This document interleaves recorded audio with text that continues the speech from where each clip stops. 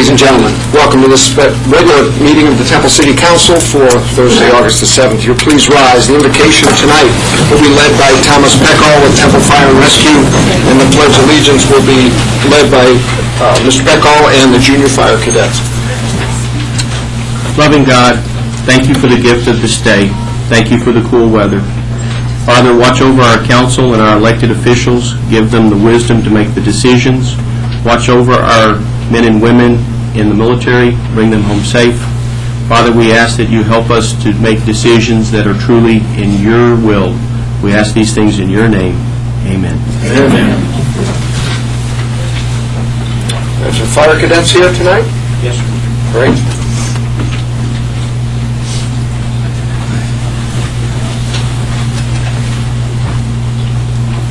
I pledge allegiance to the flag of the United States of America and to the republic for which it stands, one nation, under God, indivisible, with liberty and justice for all.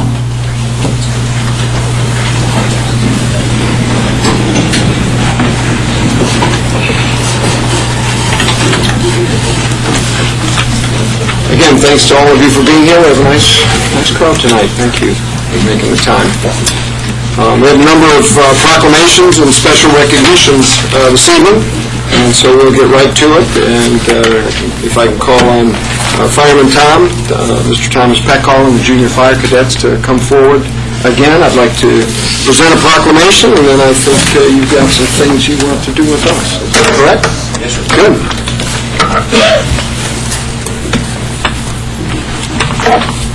Ladies, thank you very much for being here. How are you this evening? Good? Great. Good. Well, this is a very exciting week we have before us, isn't it? All right, great.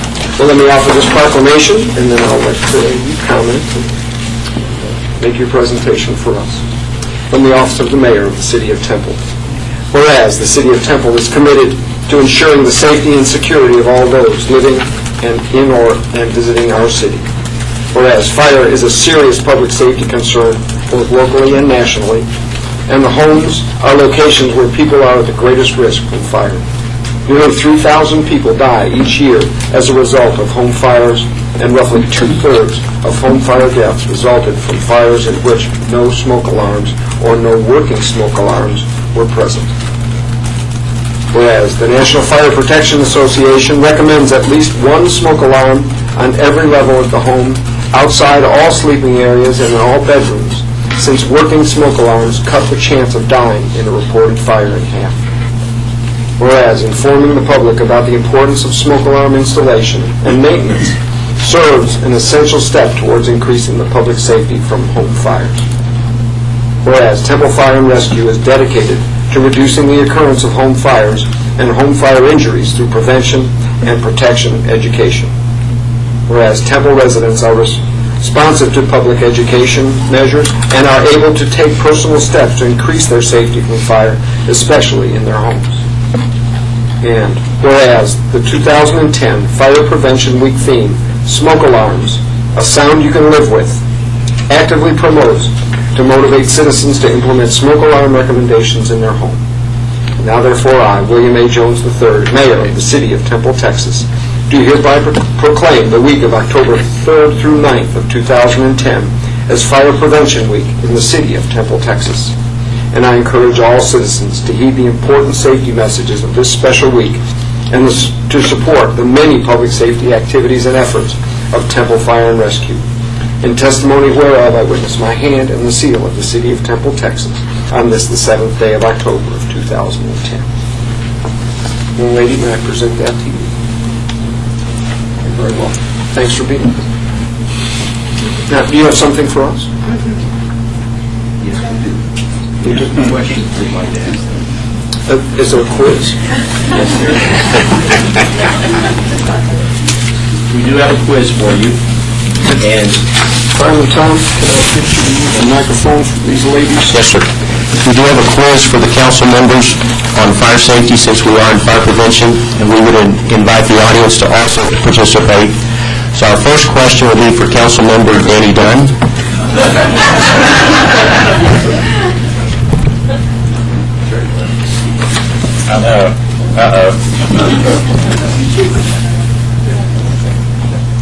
How often should you test your smoke alarms?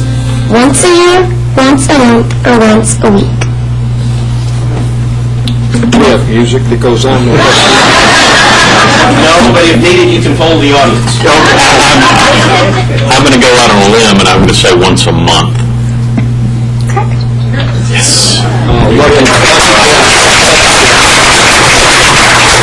Question number 2 will be for Councilmember Jandak. How often should you smoke alarm? Every 5 years, every 8 to 10 years, every 2 years? I guess I'll invoke and ask for my help from the audience. I'm going to guess every 5 years. No, but it's every 8 to 10 years. Every 8 to 10 years, all right.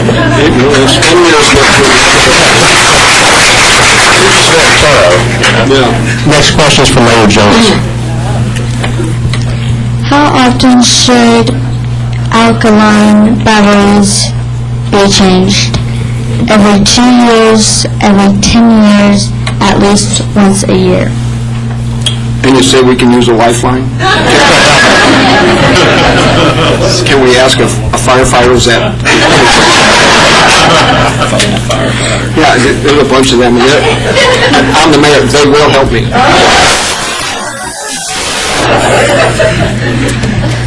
Don't you guys lead me astray.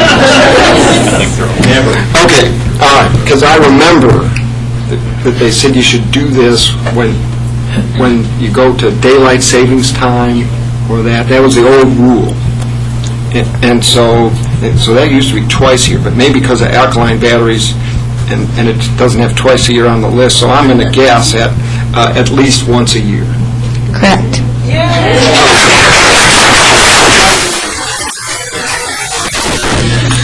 Question number 4 is for Mayor Pro Tem Luna. Which of the following should you not do if the smoke alarm sounds while Mr. Luna is cooking? Open a window, remove the battery, wave a towel to clear the air, or press the hush button. I've been looking for that hush button.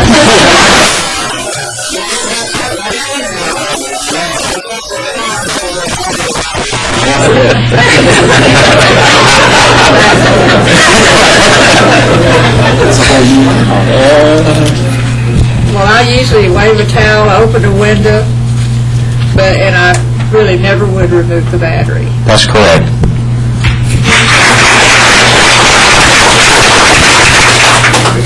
Question 5 is for Councilmember Snyder. Where should you install smoke alarms?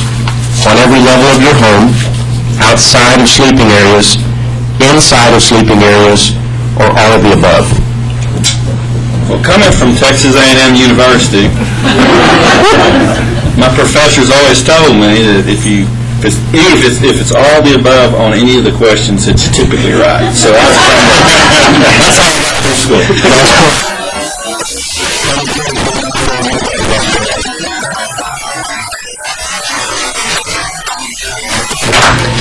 Our last question is for City Manager Blackburn, and since he is the city manager, he does have the option to defer.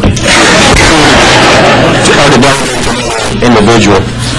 Question installed by a qualified electrician, true or false?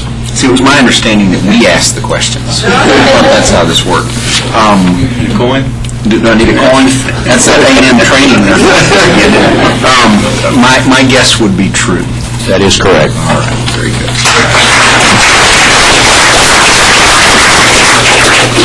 These questions and other questions are on the administration website, so we would encourage everyone to take the quiz. It's an online quiz, and you can test your knowledge on fire safety. Thank you very much. Thank you for being here. Ladies, thank you for joining us.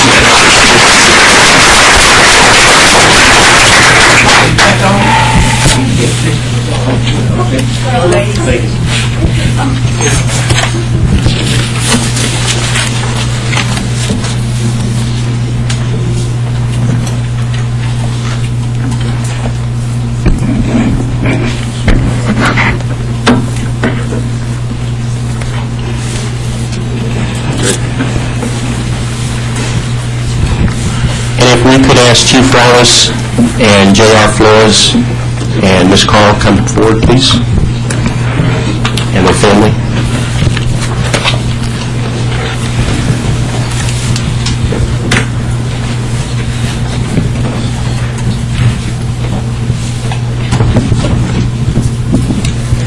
Sunday, December 27, 2009, shortly after midnight, Temple Fire and Rescue responded to a residential fire on West Nugent Avenue. Firefighters reported light smoke coming from the residence. The electrical fire, located in the ceiling and wall area of the residence, was quickly extinguished by firefighters. The fire displaced a family of 5, 2 adults and 3 children. However, everyone was able to escape from the fire after Geronimo or J.R. Flores discovered the fire and alerted his family. While an adult attempted to extinguish the fire, J.R., age 14, called 911 to report the fire.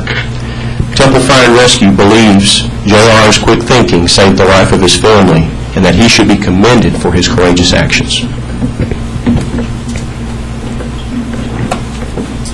This time I'd like to present this certificate to Geronimo from Temple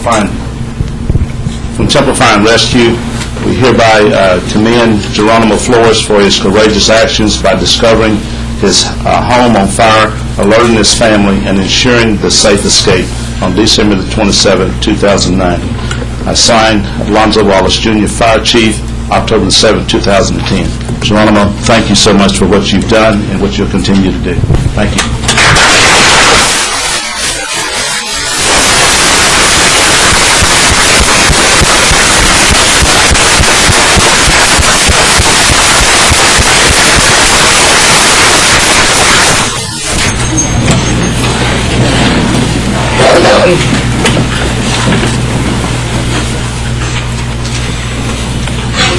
Geronimo, a very brave thing.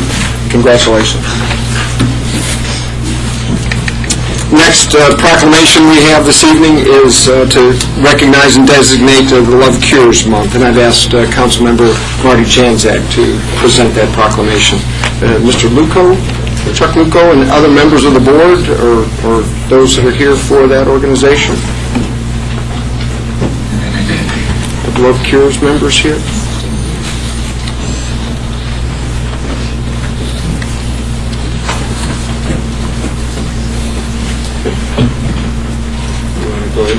Certainly. Okay. From the Office of the Mayor of the City of Temple, a proclamation. Whereas the Robert S. Love Foundation was established in memory of Robert S. Love's faith, courage, and love of his family during his battle with cancer from the time he was diagnosed in 1994 until his death in 2002. Whereas the Robert S. Love Foundation is committed to finding a cure for cancer and supporting Scott and White's cancer programs. There are a variety of fundraising Love Cures events scheduled during the month of October. Whereas the funds raised from the Foundation's Love Cures events stay local, and this year will go to the Cancer Research Institute. And whereas every citizen has a part to play in the fight against cancer, and much work remains to be done to find a cure, which can only be accomplished through continuing diligent research. And now, therefore, William A. Jones III, Mayor of the City Temple, does hereby proclaim October of 2010 as Love Cures Month in the city of Temple, Texas, and encourages all citizens to join with the Robert S. Love Foundation in full support of the Love Cures activities during the month of October, and to remember that all funds raised will be used locally toward the goal of defeating cancer. In testimony whereof, he has witnessed his hand in the City of the Seal of Temple, Texas, the 7th day of October, 2010. Signed by William A. Jones, the Mayor. Thank you, Marty.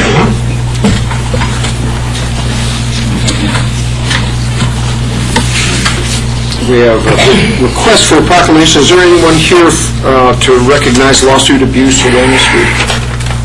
Is anyone able to make it? Okay, they requested this proclamation. We'll just go ahead and send this to them. Recognition of this week. Next, we have a proclamation and a recognition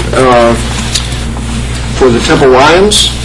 And, This is for Temple Lions Service Month and White Cane Safety Day.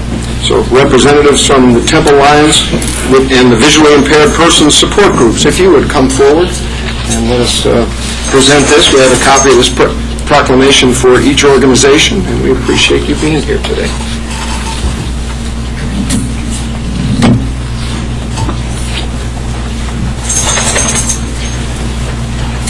Francis, how are you? Good to see you. Right here. Recognized by the way. Oh, it's recognized. Well, welcome. We're glad to have each of you here representing your organizations. Present this proclamation to you, again, from the Office of the Mayor of the City of Temple. Whereas Lions Clubs International was founded in 1917, and since that time has grown to be one of the world's largest service organizations. The City of Temple is fortunate to have the Temple Founders Lions Club, founded in 1917, and the Temple Breakfast Lions Club, chartered in 1992, who proudly provide services throughout our city and live up to the Lions motto, "We serve."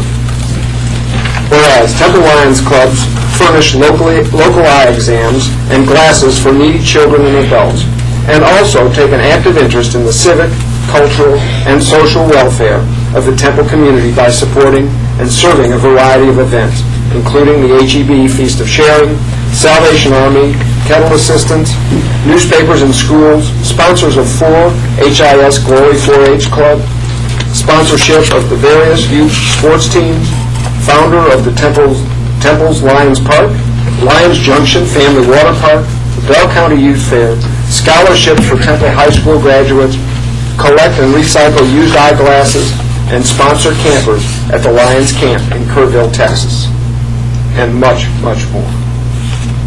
Whereas we also desire to recognize the White Cane Safety Day because the white cane in our society has become one of the symbols of a blind person's ability to come and go on his own, and its use has promoted courtesy and special consideration to those individuals on our streets and highways. Whereas the white cane is a symbol of dignity and determination, and it is a tangible reminder that those individuals who have impaired eyesight possess not only the desire, but also the ability to lead full, independent, and productive lives. And whereas we also seek to recognize the contributions of the VIP support group, visually impaired persons, who are very important people, who host the annual event called Come Walk in My Shoes. The VIP support group that group's focus is to raise awareness of the sighted community of the everyday challenges of visually impaired persons. And now, therefore, I, William A. Jones III, Mayor of the City of Temple, Texas, do hereby proclaim October of 2010 as Temple Lions Service Month, and also proclaim October the 15th of 2010 as White Cane Safety Day in the City of Temple, Texas. And I encourage all citizens to express appreciation to the Temple Lions Clubs for many years of outstanding service to mankind, and in recognition of White Cane Safety Day, I urge all citizens to renew the commitment to eliminate physical and attitudinal barriers that continue to hinder full participation of blind persons in our society. In testimony whereof, I witness my hand and the seal of the City of Temple, Texas, on this, the 7th day of October of 2010. Ms. Francis, we present this proclamation to you in appreciation for all of the work that the Lions do in this community to help make Temple the great community that it is. Thank you. Thanks for all you do. And Dee Dee, can you step forward and let me present this proclamation to you? Come on, you're okay. Keep going. I got you. All right, there you go. Good to see you. Thanks for being here. And let me present this proclamation to you, to the VIP group, who again have been very active in our community. And the Come Walk in My Shoes event that you have every year is a great way for each of us who are sighted to be able to know the world for just a few moments that you live in.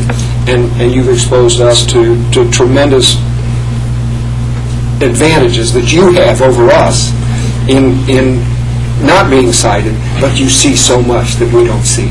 So thank you very much for being here today. Thank you very much. Thank you. Here you go. Thank you, dear. Thanks. And did anybody want to say anything? I would like to. Okay. Francis, would you hand this to Mr. Grant? Thanks. I'd like to thank the mayor and all the city councils for the wonderful recognition, but I would also like to issue an invitation, a personal invitation, to come and join us this Saturday at the Temple Public Library. From 1 to 4, we will be having our 12th annual Come Walk in My Shoes challenges, and what we do is we issue our challenges under blindfold or simulated glasses, so you can see what it's like to be myself with retinitis pigmentosa or other people with other visual impairments, or you can go totally blind and go under blindfold. But we issue challenges of daily challenges such as eating, drinking, counting money, braille, mobility. You can see what it's like to actually work a retired guide dog. My last guide dog is going to be our guide dog this year. And so I would love for each and every one of you to come out. I have invitations to invite everyone here. The public is invited. We have over 100 door prizes this year, great sponsorships from our community, and it's free of charge, doesn't cost anything. Come and go as you want, and we'd love to see each and every one of you there. Thank you very much. Thank you. Mr. Mayor, I'd like to say something. Please. Temple Breakfast Lions Club is sponsoring a fun festival that same day, and they will be present there, and the purpose of our festival is to expose people to Lionism and to make money so that we can finance all the projects that we do to help people like these. Thank you very much. Thank you. And we look forward to that event this weekend. Pardon me? I say we look forward to that event. So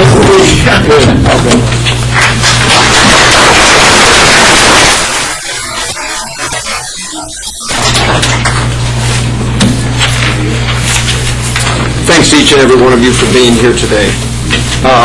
And our final proclamation is going to be offered by Mayor Pro Tem Patsy Luna, and this is for Local Life Chain Day. Members of the Women's of Life International Incorporated, they here to receive this proclamation? Milton, you going to come forward on this one today? Thank you, sir. Mr. Hensley? Molly White could not be here tonight, Mayor, and she asked me to come and receive this. Terrific. Very Molly good. and I are working together. Very good, sir. Thank you, ma'am. This is a proclamation from the office of the mayor of the city of Temple. Whereas National Life Chain is a pro-woman, pro-life call to pray for the end of abortion in America. Whereas Temple has many wonderful resources available to pregnant women who are at risk of abortion.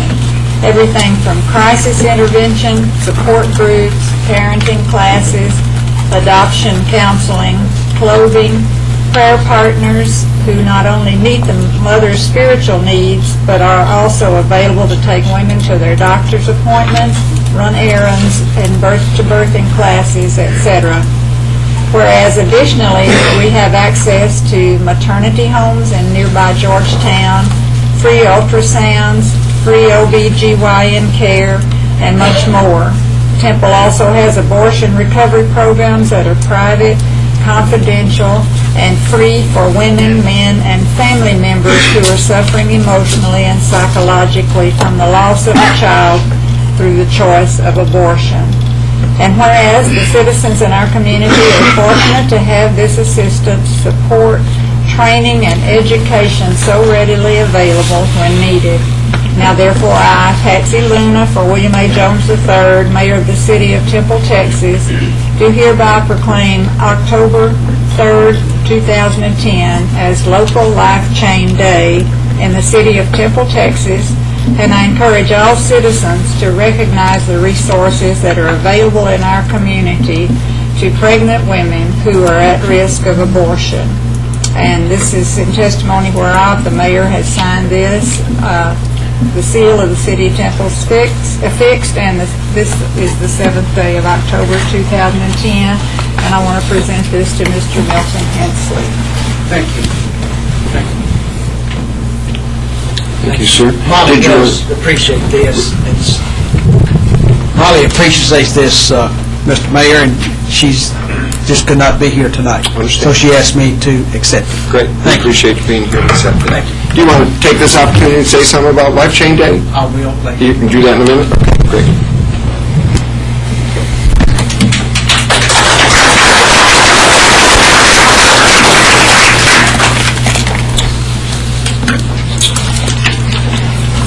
concludes our proclamations and special recognitions. We'll move on to a public appearance. Our first public appearance is to receive comments from Amy Ponce regarding the Daybreak Homes on Stonehaven Drive, McCullough Loop, and McFadden. Is Ms. Ponce here? And I apologize if I mispronounced your name. I can't say it right, so it's okay. One of my biggest fears is speaking in front of people, and so I was not worried until I got here tonight and saw everybody. Then the girls, the junior fire cadets that left, kind of made it look easy, and then the next boy had me choked up. So now I just, forgive me if I kind of stumble a little bit on my words. I have some notes here. I really am grateful for this opportunity to get to speak to you. I want to introduce myself. It's Amy Ponce. I'm married and I have a 3-year-old son and a 22-month-old daughter. I've lived in Temple my entire life, and we bought our first home about 2 years ago. It was brand new when we moved in. We love our house, but the neighborhood has it's got some very concerning issues. So that's why I'm here. I'm speaking on behalf of my children and for the other concerned residents in the Echo Vista edition of the Echo Village subdivision. I've spoken to numerous residents out there. I regret that I was not able to talk to more, but it seemed every house that I stopped at, I was there for a good 30 minutes to an hour. We have the normal burglary of the vehicles or criminal mischiefs, but I did request and receive the public release of the police calls, over 75 pages of calls. And that's the 75 pages for just those 3 related houses for the Daybreak Group. The Daybreak Group, what I have found about them is that it is a community, it's called Daybreak Community Services Incorporated. It was founded in 1997 to provide community-based services to individuals with developmental disabilities. Some of the ones that live out there they have more severe disabilities than others. They have never personally done anything to harm my family. The house itself has been on fire more than once. The most recent time, we walked down there and the staff van pulled up after the fire department did. These people are supposed to be, it's supposed to be a community-based home for people with disabilities, and they're not allowed more than 6 residents, and there must be no more than 2 staff members, but at least 2 at all times. There's constantly people coming and going from the house. They drive their vehicles up and down the street with the radio blaring. They drive well over a safe speed limit. There's lots of kids. Most of the people out there are first-time homeowners with young children, so there's families walking, and it's just, I don't know what speed they're going, but it's way more than a fast speed. The staff that I have seen, it's 2 males. They appear to be younger. They have females coming and going. These females take young children into this one house on Stonehaven. I live on Stonehaven. So that's the only one that I can really speak of. Besides the calls in here, the only one that I can really speak of is the one on Stonehaven. They take young children in there. They take alcohol in there. One guy that I really wish that I could have talked to, from what his neighbors say, had asked one of the staff members, they have cars parked in the grass on the street, they fill up the cul-de-sac. This gentleman that lives directly next door asked them to move the vehicle because of the trash, the way that the trash picks up, and was all but attacked by this gentleman, by one of the staff workers. I spoke to the regional director of the Temple office, And her only explanation to me was that she wanted to give them the same quality of life as everyone else, and I understand that. But when they're incapable, by proof of these calls, to live like that, then what do we do next? We don't know. And I guess I kind of took the initiative to ask some of these questions from the other residents out there. The most recent thing that happened, and I'm very bothered by it, is on Wednesday, September 29th, at approximately 6 o'clock, I had picked up my kids from daycare, and I was on the way home. I was going north on Stonehaven, and I had to stop because the staff van was parked in the middle of the street. The staff member that was driving had his door open. I guess apparently there had been an altercation inside the van. He had the back driver's sliding door open, and all I could see was one of the residents' heads. He was, in his own words, quote, trying to restrain that person, unquote, but he was choking him. A nurse pulled up behind me, and she said, "What is going on?" I was on the phone with 911. My children were in the car screaming. It ended up being a total of 5 residents and 3 staff members at that time. 3 of the members were trying to control one person and couldn't do it.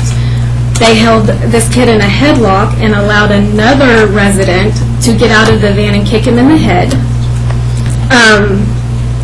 And the police came and they did resolve the situation from them. And from what we understand is that no charges could really be pressed against the people because of their mental capacity. However, one of the injured residents was allowed to sign a refusal for medical treatment on his own. So we're kind of confused, and that just, it brings me to, I have a couple of questions that we were trying to find out answers for, and then I'll be done. One of them was, if they're supposed to be supervised at all times, if it's a supervised living, and in their own words, it is community-based residence for people with disabilities, why are they allowed to roam kind of, I've seen them at the school during school hours on their own. I've seen them walking the streets buying cigarettes. I've called the police because they go into garages that are open, and when residents ask them to leave, they're told they don't have to. It seems like everybody's kind of at a dead end. One of the guys provided lots of information. He has had correspondence with the Texas Department of the Aging and Disability, it's commonly known as DADS. He has had contact with some of the city representatives. One of the biggest things is in the Texas Department of State Health Services 17th edition, the Texas laws relating to mental health, the code 123.008. It's exact, the way it's written is qualification as a community home.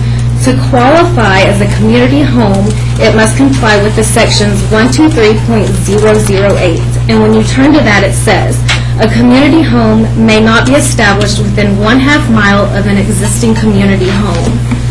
And I'm not really sure how it works. I know y'all probably can't see this, or if I can I don't know. Can I hand it to you? You can hand it that check. To who, I'm sorry? Can you display that? Oh. It's a map that shows where these houses are located. They roam from one house to another. And one of the replies that he got is that that code only applies to intermediate care facilities.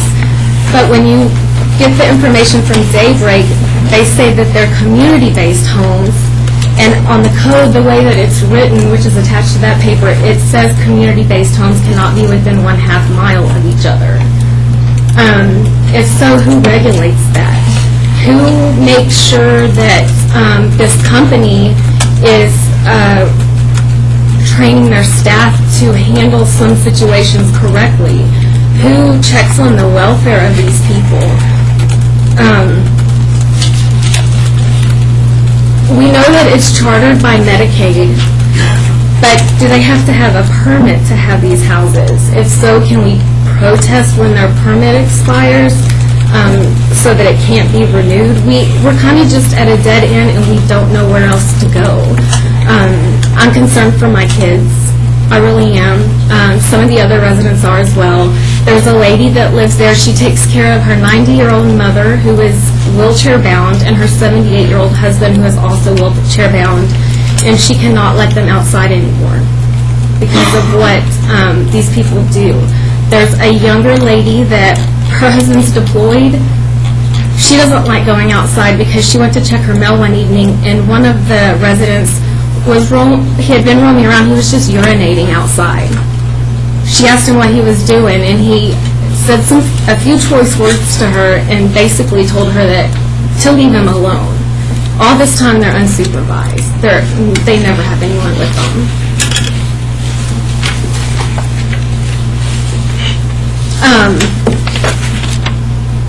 And I guess the very last question would be, if on these homes,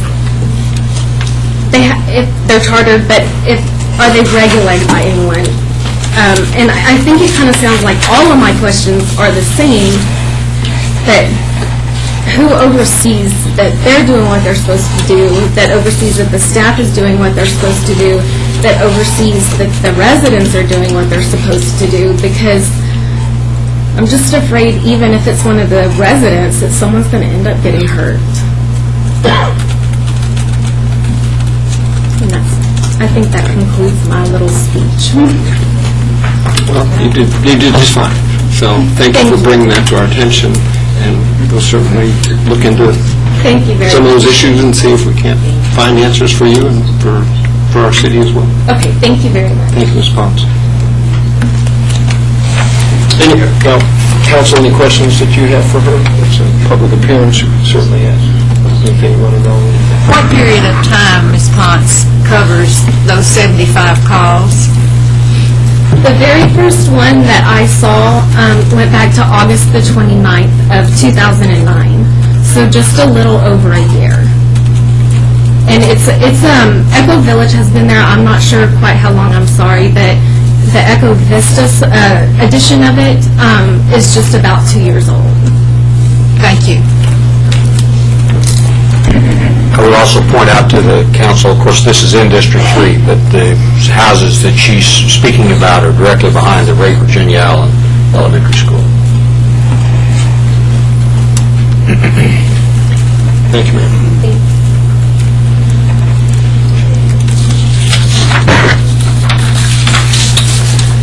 Next item on the agenda is an opportunity for public comment. Citizens who desire to address the council on any matter may sign up to do so prior to the meeting, and public comments will be received during this portion of the meeting. Please limit your comments to 3 minutes. No discussion or final action will be taken by the council on these items. We have Mr. Milton Hensley sign up to speak this evening. Mr. Hensley. Thank you, Mr. Mayor. My name is Milton Hensley. I live at 301 Mitchell Drive, and I do appreciate the proclamation that you made. It was very, very nice of you to do this. I also want to thank you and all of your help in making the 2010 Life Chain such a great success. We had over 130 persons from Temple, Cameron, Rosebud, Troy, Academy, Belton, The Grove, Killeen, Hamilton, Mooney. A couple from Lexington drove up. Also, some people from Bonham and Ivanhoe. We lined 4/10 of a mile along South 31st, holding signs for 1 hour to show our support in the protection of the unborn. It was heartwarming to see such a large group of students in attendance showing their support in protecting the unborn. Many of the Central Texas Christian school students and students from other schools were present. Again, we want to thank you for your love and your help in protecting the unborn. Also, if anyone here has a person serving in the military services in Afghanistan and you would like for them to receive a care package, if you would give me their name and necessary mailing information, our retirement group of the retired federal employees is making up care packages. We have sent 3 so far, but we need some names. We need some more names. It's very difficult to get names of service personnel in Iraq.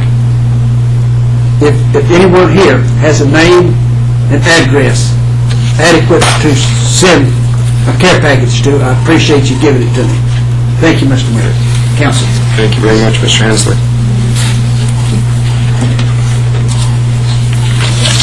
That concludes public comment portion. Next item on the agenda is a presentation, and we will receive a presentation at this time from Dr.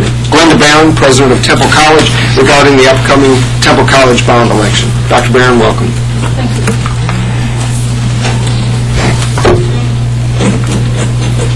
Thank you for this opportunity to present information on the upcoming election. Temple College, as you know, is growing. And I'm delighted to report to you that our enrollment is 6,150 students for this fall semester. Now, in putting that in context, over the last 5 years, TC has grown 62% in enrollment. And as background information on the bond election, our board last November agreed to have a campus master plan done by architects, and the campus master plan was adopted by the board, and what we're going to talk about tonight is a portion of the first of 3 phases of that campus master plan. What does Temple College need and why? Well, we have grown, and when you look, as I said, our overall enrollment is up 62%, but we also have had a lot of growth in many of our more popular programs. Our registered nurses and the registered nursing program has increased by 45%. Health professions overall 44%. Our performing arts area has increased 44%. And for most of us, that was a big surprise. We didn't realize that enrollment had gone up that much. And then liberal arts, you know, the English, history, government courses, that enrollment is up 62%. And those are the courses that students take when they're going to transfer to a 4-year institution. So what we need instructional space. We are completely out of room to teach just regular classroom needs courses. If you'll recall, in 2001, the bond election provided dollars to build the Health Sciences Center building that contains many of the health professions program. In 2006, the bond election provided dollars to build the science laboratory building. Since many of our students are pursuing a health professions program, they need science courses in order to enter that program and be successful. And so we needed to be able to build additional science labs for that instruction. We have not had regular lecture rooms added to the Temple College inventory since the mid-1980s. And with our growth, we're at a point where we need them. Many of you know that we have had to take the Temple College Board of Trustees boardroom and convert it to a classroom. So some of the organizations that have been able to use that facility since it was built have had to find other places to meet because we're teaching some of our nursing classes in that class space. When you have 6,000 students come on campus and you're a commuter campus, you have lots of cars coming to your campus as well. So we need parking spaces, and we also need to make the campus a safer place as well. Why are we growing? Well, we're growing because Bell County is growing, Temple is growing. The school districts in our service area enrollment is up. And so we're going to experience this growth, and the growth is going to continue. But because of the downturn in the economy, we've had some other growth that was not anticipated. We've had growth in students who come straight out of high school, who 4 or 5 years ago very likely would have gone to a 4-year institution initially. Yet, at this point, parents are encouraging those students to come to TC, stay at home, get a lower cost tuition, be able to live at home and not have the room and board expenses, get courses that will transfer so that when they are ready for their junior year, they can move to the 4-year institution and complete their degree. We also have adults who have lost their jobs, who are coming to us to get new skills and knowledge so that they can get another job. And we have probably more students who are coming to us who have not lost their jobs, but who are concerned that that might happen to them at some point. So they're coming to get an extra computer class, an accounting class, a management class, so that they will be more valuable to their current employer, or they know that with that set of skills they'll be able to find another job at another location. Now, what will the impact be on taxpayers? This bond election is for up to $13 million, and that is for a construction fund. It would be no more than 2 cents per 100 property value, which is basically, if you have a $100,000 property, that would be a $20 annual tax increase. And with a homestead exemption, it's about a $16 tax increase. It would have no tax impact on those citizens who are 65 and for those who are disabled veterans. And here's sort of a review of that with a little bit more words in it. But our tax base hopefully will continue to expand, and should that expansion happen, the actual tax rate may be less than that. What are we proposing? We're proposing a new classroom building of 30,000 square feet, which will give us a minimum of 15 classrooms. And these will be regular teacher lecture type classrooms with smart technology so teachers can use that technology to teach today's students. There will not be any customized science labs or health professional kind of labs in it. We are proposing to add about 550 parking spaces. During the last year, we were able to purchase the Villa Terrace apartments just north of the administration building. Those have been demolished, and we are proposing to build parking in place of those apartment buildings. We are also proposing that we close Marvin Felder Drive between 1st Street and 5th Street and convert it into a circular drive that would begin at 1st Street, circle around in front of the Mary Alice Marshall Performing Arts Center, and back out to 1st Street. Why do we need to do that? Okay, you have 6,000 students on campus, and many of them are driving the cars while many of them are walking. And those students who are walking are texting, and they've got headphones on.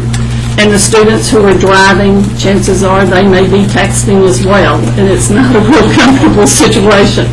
And so what we need to do, we just have way more traffic than we need to have in certain locations on the campus. The Health Sciences Center that was built in 2001, we need some additional instructional space, and this proposal would allow us to increase the instructional space in the Simulation Center by about 4,000 square feet.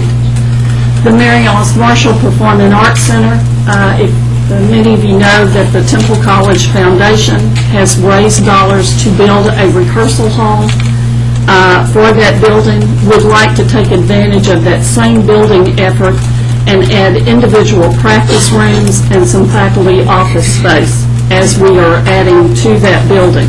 And if you'll remember, that enrollment has grown by 44% over the past 5 years. Here's basically what the East Campus would look like. You see there's additional parking on the back of the current parking lot, and on the back of the Health Professions building, you'll see that sort of reddish brown. That's that 4,000 square feet addition to that building. To the West Campus, you will see that a new building, that reddish brown color, close to First Street, is where the new building would be situated, which would be basically in the parking lot of the administration building. You can see that Marvin Felder Drive becomes a circular drive, and the yellow, that light yellow coloring indicates additional parking that would be provided on the campus. Here's an architect's rendering of the new campus down on the lower right, and the circular drive to the Mary Alice Marshall Performing Arts Center. This is just a shot of the classroom. This is one of our classes. About 4 weeks ago, we took this picture. What our faculty are doing between class periods, they're taking chairs and desks from one room and moving them to the other because somebody will need 35 seats and the other room only needs 33, so they're boring back and forth. And these are the two buildings I talked about earlier that are the most recent additions to the campus. Here's the Villa Terrace lot. We are currently using it. We salvaged as much of the asphalt as we could, and we have parking marked for 150 cars, and it worked beautifully up to the day after Labor Day when it came that heavy rain, and we sort of had a muddy mess, but we're back to being able to use that as well. And you can see what a typical day looks like down in that lower corner where cars are being parked all over the place. Here's a shot from Marvin Felder Drive. Our college and the Board of Trustees has really done just a tremendous job of using the facilities that they have. And the one I'd point out to you is in the lower right-hand side, when the tennis courts were converted into the conference pavilion. It is an amazing task that the people have done, and we are benefiting from all of these projects, many of them done by our maintenance staff. These are the two previous bond elections, and who can vote in this election. If you live in the city limits of Temple, or if you live in the Temple Independent School District, as you know, the school district goes out to the east beyond the city limits, and to the west, the city limits go beyond the school district. Early voting begins on October 18th and runs through October 29th, with the election on November 2nd. I'd be pleased to answer any questions about that. Thank you, Dr. Bear. Questions for Dr. Bear? Go back a slide or two and point out the trail that's planned. See if I can find one. Okay. The hike and bike trail? Yes, ma'am. It will be... do we have a laser pointer? The Villa Terrace apartment, that parking, the light yellow just north of the building, you'll see the drainage ditch that goes through there. The parking would be north of that.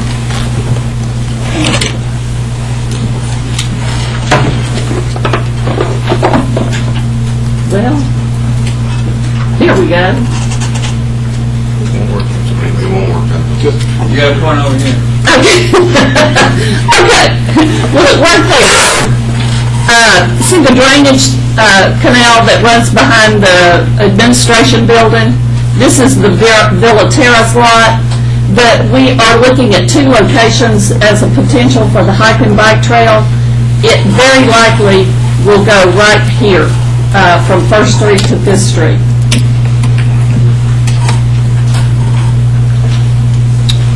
And then continue across Fifth Street, but it would be off our campus. Right. And it would actually start at the overpass,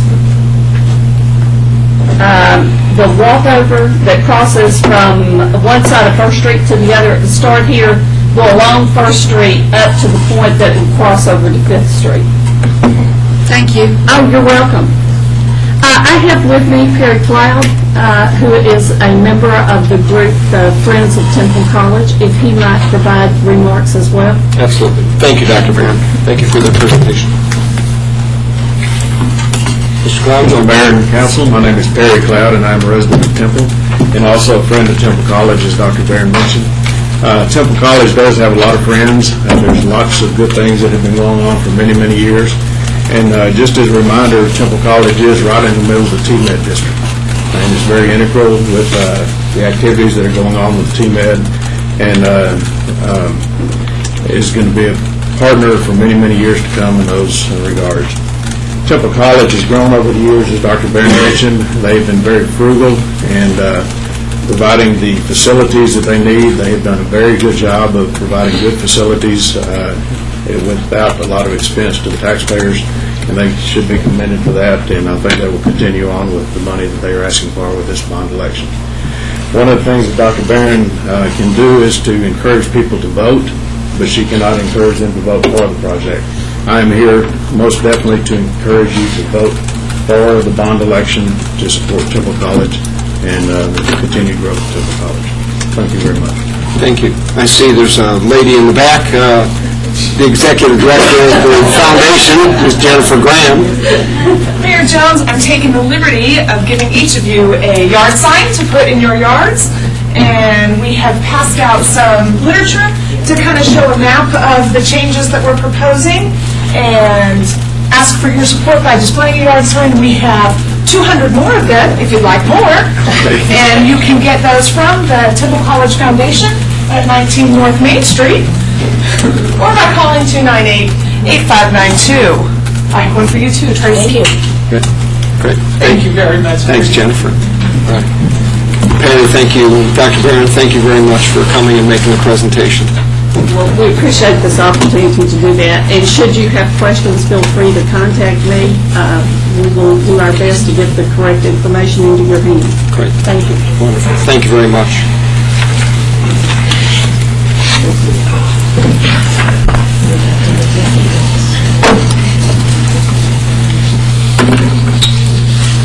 We move into our consent agenda. This is item 6. The consent agenda, all items listed in this section, consent are considered to be routine by the City Council and may be enacted by one motion. If discussion is desired by the council, any item may be removed from the consent agenda at the request of any council member, and it will be considered separately. So the consent agenda is items 6A through U tonight.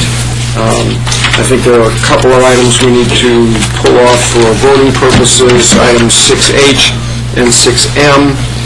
Council, are there any other items you wish to be pulled off to question for presentation or for any other reason? If not, I'll entertain a motion for approval of the consent agenda, items 6A through U, with the exception of items 6H and 6M. I approve. I move that we approve items 6A through U with the exception of items H and M. Do you have a motion? Is there a second? Second. Do you have a motion and a second for approval of the consent agenda as presented, with the exception of 6H and 6M. Is there further discussion or question? There being none, Madam Secretary. Councilmember Dunn? Aye. Councilmember Jansen? Aye. Mayor Pro Tem Lehman? Aye. Councilmember Schneider? Aye. Mayor Jones? Aye. Item 6H, consider adopting a resolution authorizing a professional services agreement with Architectural Edge Incorporated of Temple to provide architectural and engineering services related to the renovations of the police headquarters facility and declaring an official intent to reimburse associated expenditures made prior to the issuance of tax-exempt obligations for this project. I think this item is being removed for voting purposes only. Anyone wish to have a presentation made on this item? Are there any questions? If not, then Madam Secretary, excuse me, do we have a motion for item 6H? Motion to approve item 6H. Second. And a second, further discussion? Madam Secretary? Councilmember Dunn? Aye. Councilmember Jansen? Aye. Mayor Pro Tem Lehman? Aye. Councilmember Schneider? Abstain. Mayor Jones? Aye.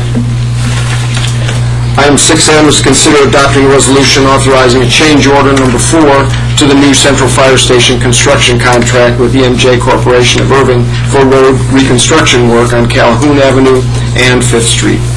Same situation, being removed for voting purposes. And if there's no desire for presentation, I'll entertain a motion on item 6M. Motion to approve item 6M. Second. Motion is second. Further discussion? Madam Secretary? Councilmember Dunn. Aye. Councilmember Jansen. Aye. Mayor Pro Tem Luna. Aye. Councilmember Schneider. Abstain. Mayor Jones. Aye.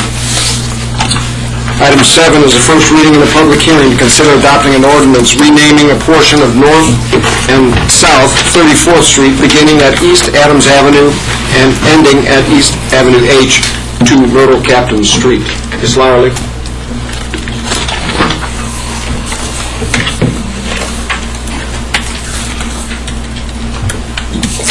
Okay, tonight's request is for the renaming, as you stated, of 34th Street between East Adams Avenue to Avenue H to Myrtle Captain Street.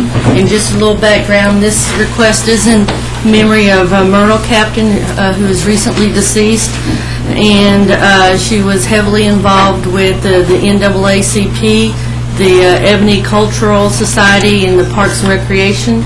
She was instrumental in establishing the James B. Wilson Community Park, and she received many awards, including the NAACP Lifetime Membership Award, the NAACP Texas Hero Award, the Lifetime Achievement Award from ABLE, which is the Alliance of Black Leaders and Educators. And we received a petition signed by 44 people asking for this request.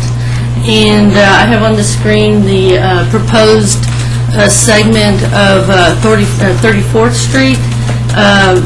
You can see that it's between East Adams Avenue and East Avenue H.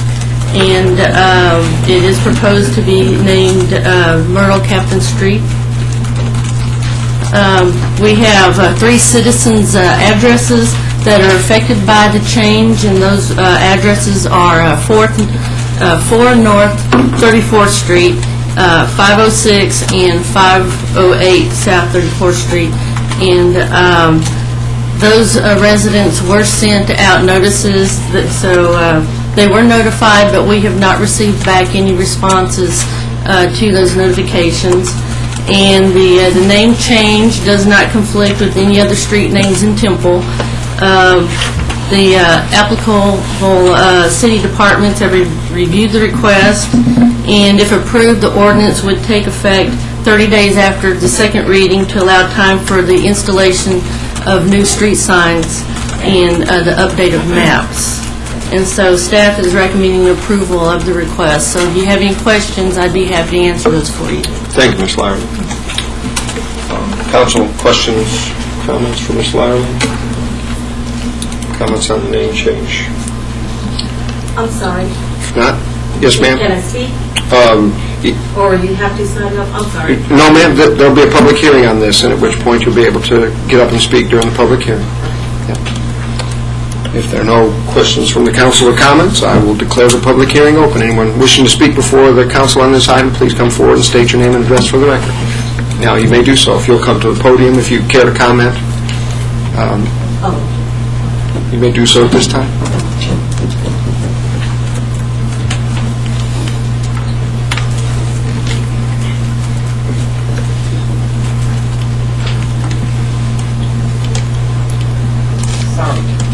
This is new to me. Not a problem. My name is Mary Brock, and I reside on 34th Street. My address is 4 North 34th Street. One of the two, I think one of the other locations is actually a beauty salon that the other residence owns. I've been at 34th Street for 20 years now. And I don't know this individual that they're wanting to recognize. I understand that she resided on 32nd Street, not 34th Street.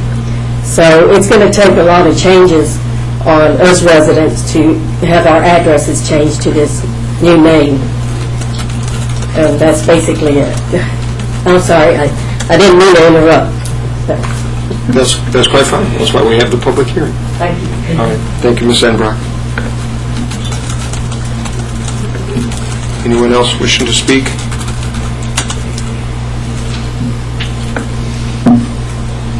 not, I'll declare the public hearing closed. And council, this is the first reading.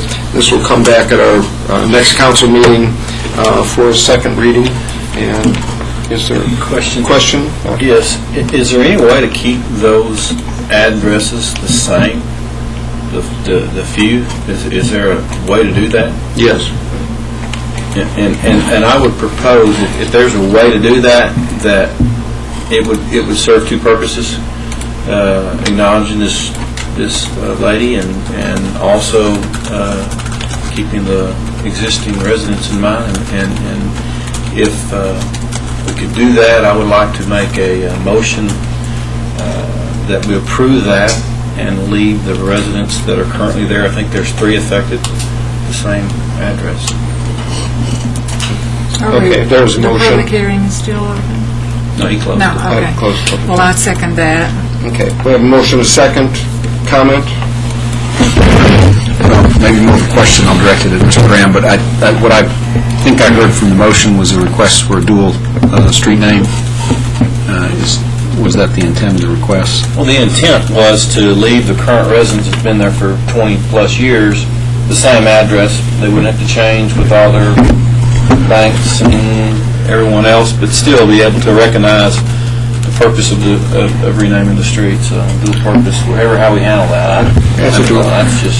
I think our process would be a dual street name. That's what we did on Avenue 8th Avenue and MLK. I think we've done it in at least a couple of locations in my mind, but dual street name is our mechanism for achieving, I think, what your request is. Is there a particular process we need to go through to do that requires any approval from the post office to do that prior to taking action or putting it into place? It'd be the same. Does that help? Okay. Okay. Other comments or questions? We have a motion and a second for a dual naming of 34th Street and Little Captain Street. And if there's no further discussion, Madam Secretary. Councilmember Dunn. Aye. Councilmember Jansen. Aye. Mayor Pro Tem Luna. Aye. Councilmember Schneider. Aye. Mayor Jones. Aye. Next item is a first reading and a public hearing to consider adopting an ordinance authorizing a zoning change from agriculture to single-family 1 district on approximately .23 acre tract of land in the John Cummings Survey, abstract number 178, located at 8566 Little Mexico Road. Ms. Liley.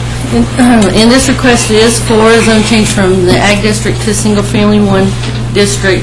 And for background, the purpose is to establish a single-family dwelling. The property is 0.23 acres and approximately 10,000 square feet lot. The lot currently is too small to build a house in the current Ag District. So the applicant is requesting a zone change to the Single-Family 1 District to allow them to have compliance to build a house with the setbacks and the size requirements.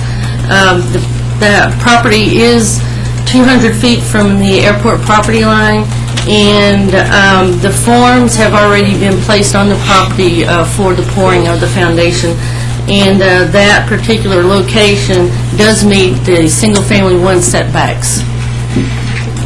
And I have on the screen a map of the aerial showing where the property is located. It's in this yellow square, and it fronts Little Mexico Road.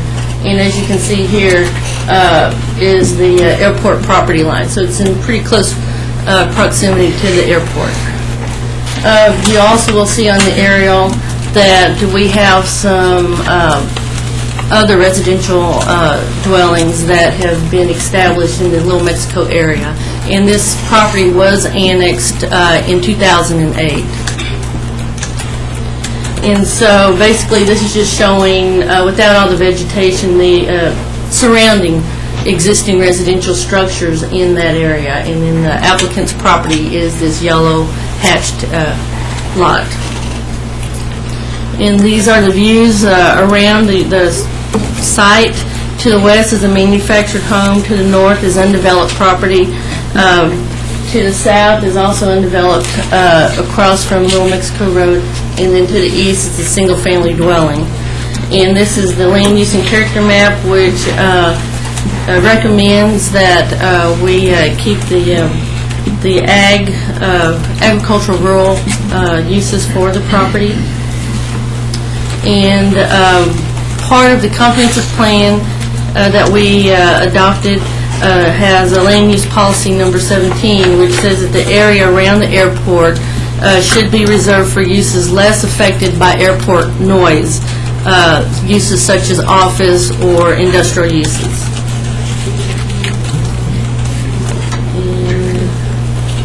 This is just the zoning map, basically showing that the entire area on this particular part of Little Mexico in the airport area is zoned agricultural district. This is actually the first zoning case that we've had in that area since annexation in 2008. And this just shows that Little Mexico Road is designated as a local street, which does support single-family dwellings. And then this is the proximity of the airport runway to the property. As you can see, this is the end of the north-south runway, and then this is the subject property on the screen. So the availability of public services, there are no city utilities in the area, but the lot does get water from the Pendleton water supply through a 2.5-inch water line, and an on-site septic facility is proposed and has already been approved by Bell County. And so we mailed out 9 notices, 3 were sent back in agreement of the request, and we did not receive any in opposition of the request.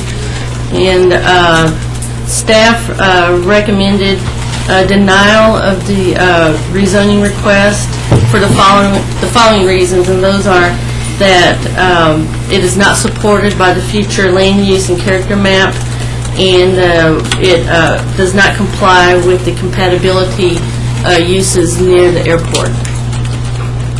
The Planning and Zoning Commission did recommend approval 8-0 for this request. And so if you have any questions, I'll be happy to answer those for you. Ms. Lowry, questions on the presentation on this item? One of the reasons that was considered when we did the annexation a couple of years ago had to do with noise contours around the airport, and really that was probably the primary reason. Do you have any idea what the anticipated noise levels would be on the approach, which is obviously, I guess that's runway 200. 2002. Okay.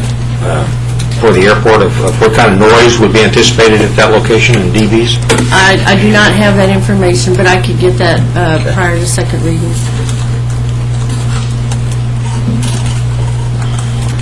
Other question? And you mentioned the size of the lot. Does that meet the requirements for a septic tank? Obviously, Bell County gave a permit, and that's not our purview, but I thought you had to have a ½ acre for a septic tank. Well, there are several types of septic systems. I know if they're getting an aerated, there's one that will sprinkle, and those can be put on smaller lots. But they have gotten a approval from the Bell County Sanitarium on their property. Okay, thank you. Other question? There being none, this item requires a public hearing. I'll declare the public hearing open at this time. Anyone wishing to speak before the council on this item, please come forward and state your name and address for the record prior to making your comments.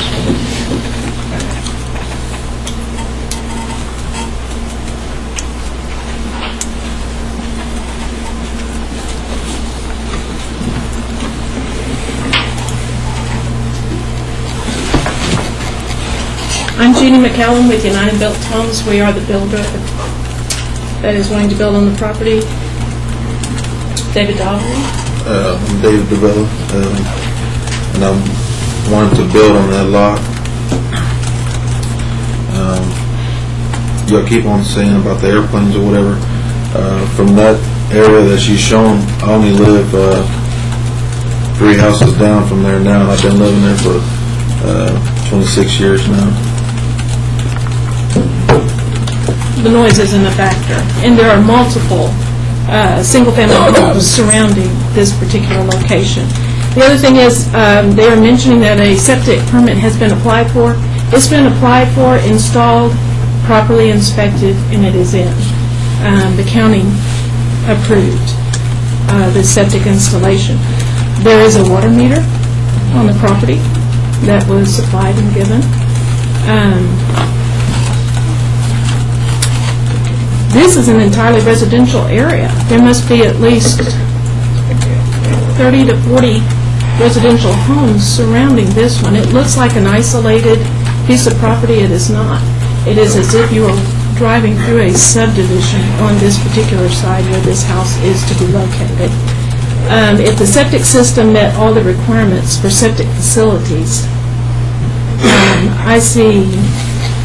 I can't see what the problem is as far as development.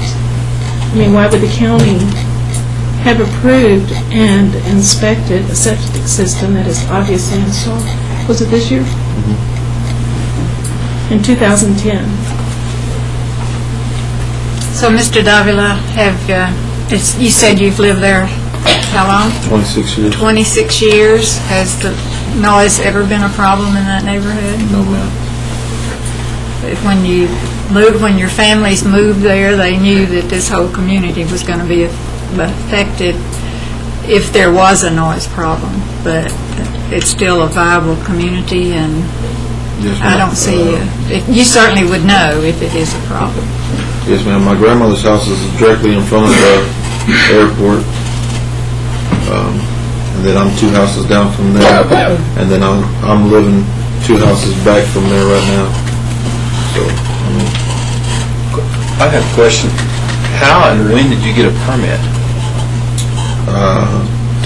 Or did you get a permit as the builder? Builder did, we had nothing to do with it. The septic system was already No, installed. I'm talking When we about called building the county- home, the forms are up. Right, when we called the county. that's why we stopped. Correct. It was when Wait, we, let me back up. So before you set the forms as the builder, you did not request a permit?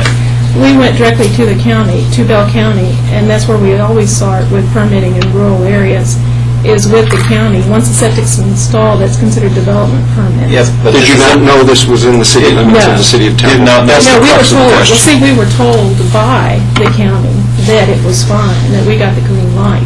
Septic was installed, permitted, inspected, and that it was okay to move forward.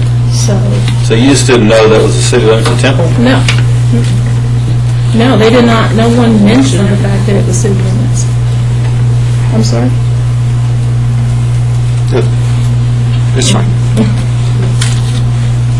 I was curious how you got that far without a permit. I was going to ask the question myself, particularly when Right, typically, a builder came forward. I thought if they'd Right. done it themselves, it's okay. No. But Typically, whenever, and we are pretty much a rural developer, when the county has approved, within, especially the past year, a septic system that's been installed, that is a development permit. So this is what we, and the fact that we did call Bell County. Bell County said it was fine to go forward. There is a new septic system, a water meter. So how did this problem come? Did you call for an inspection for the Call slab? for inspection. Where at? Bell County or City of Temple? Bell County. And then they said there was no, they said there was no inspection. So what brought this to here? What brought it here? What brought it was, Because they said they had stopped it, people from Temple. I didn't know that. Temple inspector. Yeah. But who called the city inspector to inspect the house? The superintendent on the job. Your superintendent. Correct. So why would he call the City of Temple He called inspector? the county inspector. And what we're thinking is the county inspector saw the error and contacted City of Temple. We do not know how this really got red flagged to stop construction. It's like someone gave permission and then they started backing off. But the county inspector was really the septic tank inspector, the health inspector. Where he was not a county building inspector. I don't know. I do not handle inspections. That's handled by our construction department. It is not something that I handle at all, period. It's handled through the construction department. Okay. Well, and the reason I ask that, because unless they just hired one, the county does not do any kind of inspections We've at all. found out quite a bit about it since then.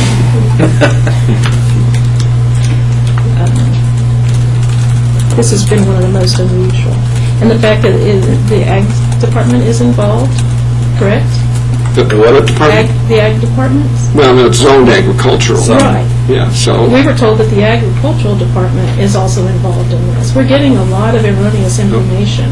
No, I think that's probably a misunderstanding of, being zoned ag is not agriculture, it's just ag, and then until you zone it, it comes in.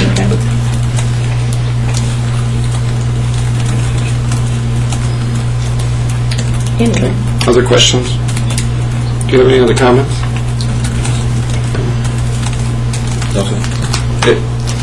So if we vote favorable, I guess the city is going to end up coming out to do the inspection. Absolutely. Because they want to inspect it now, because there is no permit.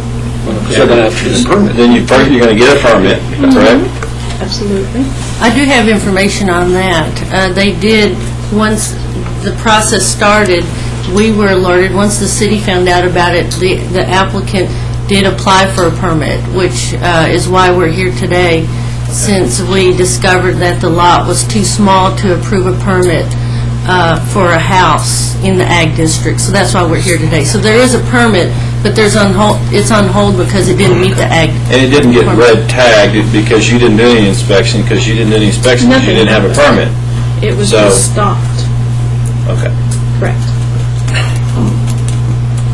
Red tagged in our department, construction just means stop work, not necessarily physically red tagged.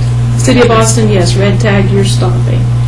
Red tagged here means, in our rural developments, means caution, stop, back up, and then which is what we have done. Great. Nothing else? Thank you very much. You're welcome. Everybody's here to come. Anyone else wishing to speak before the council on this item? Seeing no one else wishing to speak, I'll declare the public hearing closed. Council, your pleasure on first reading of the item, or other comments or I was questions? just going to make an additional comment. I was wrong. I've seen this picture. That's the main runway to the airport. No, that's 0220. No, I don't believe so. 022's off to the right. That's 15. Oh, you're sure right. You're sure right. You're right. Well, it has been for 26 years. Yeah. He's all right with that. You know, You're right. if that's going to go this direction, I mean, there's it's residential out there, it's obvious. I mean, from the pictures and the aerials, and if you're going out there, you can see it.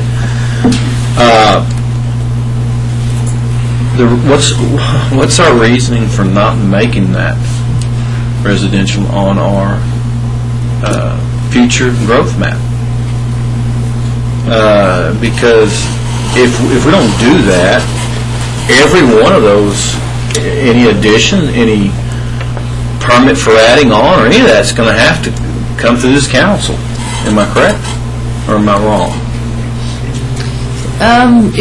It would not come through if their lot was big enough to support building in the ag district. Otherwise, they would be here just as today's applicants are. And so we'll be piecemealing single-family pieces through that. So I think what we're doing, we're setting a precedence with this one, is are we going to call this single-family area or not?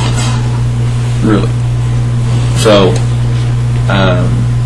What is the size of the lot that would be necessary to be able to come, or to be built on SF1 without coming, that size home without coming to council? In the SF1, I believe it's 50,000 or 56,000.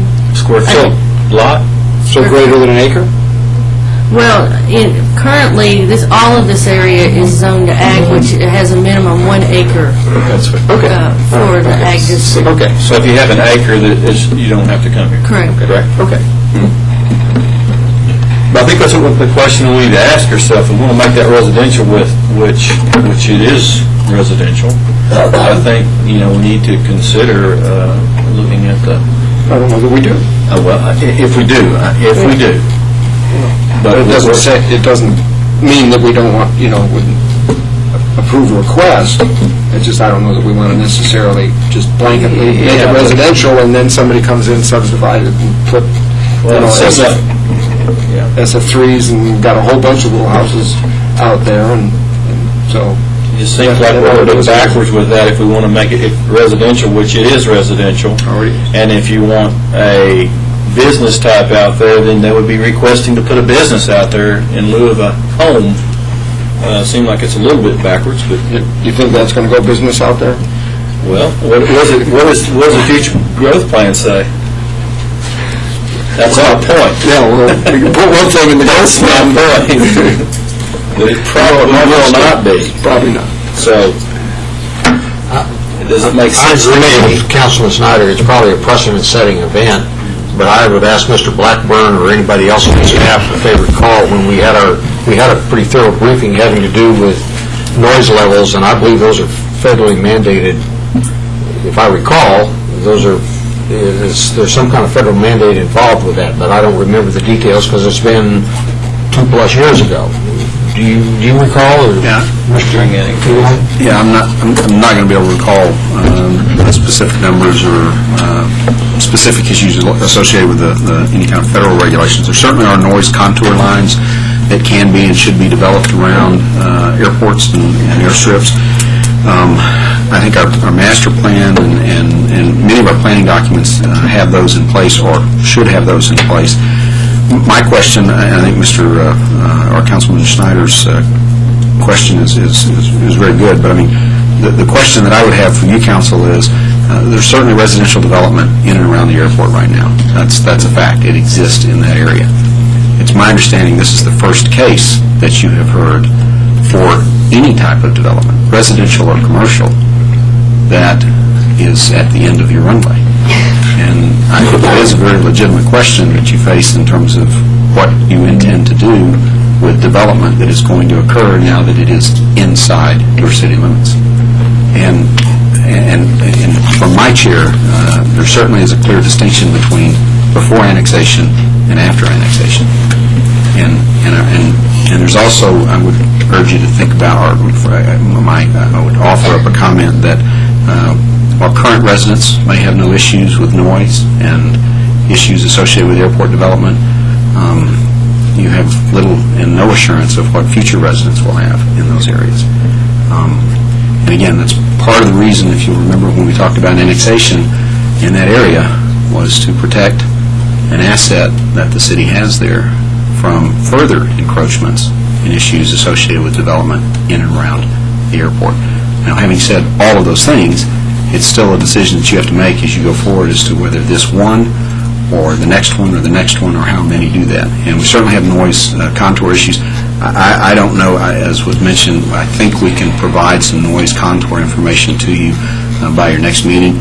This is clearly going to be, I can assure you that it's going to be within that first order of noise contour lines. There's absolutely no doubt about that.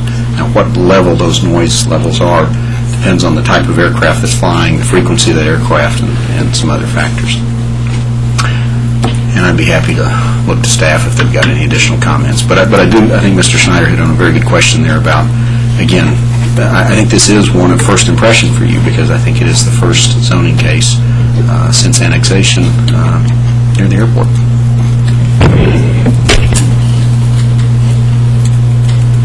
Other comments?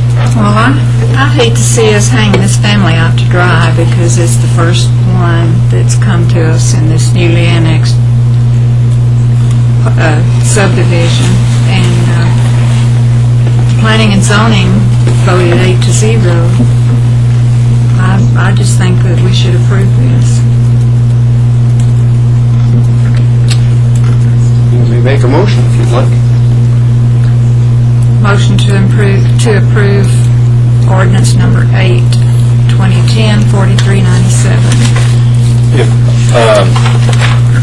Just put it in between here. Is there a second? I'll second it. We have a motion and a second. Is there further discussion? So there is a second reading on this with some additional information. Yeah, if you require or request additional information, certainly so.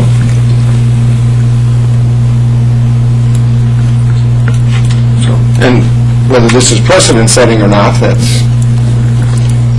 we'll have the opportunity to come back and, whether this is approved or not, review this, as Mr. Blackburn just stated, and as you asked, Mr. Schneider, review this and see if we're wanting to make it, officially residential, even though we know there are a lot of residences residential homes there already. And do we want to expand it? Does this one say we do? I don't necessarily agree that it does or it doesn't. It just, we've got one here to approve, and it's the first one in 2 years. It's the very first one since it was annexed.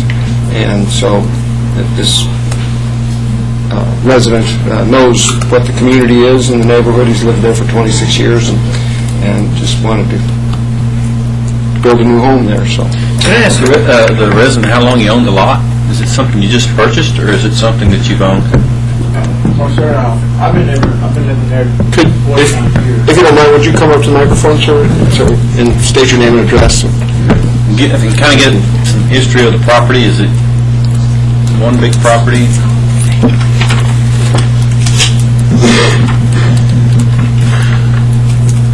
Good evening, sir. Thank you for your comment. I'm David DeVilla Sr. I've been living there 49 years. Those planes never bother me. Actually, I sleep good.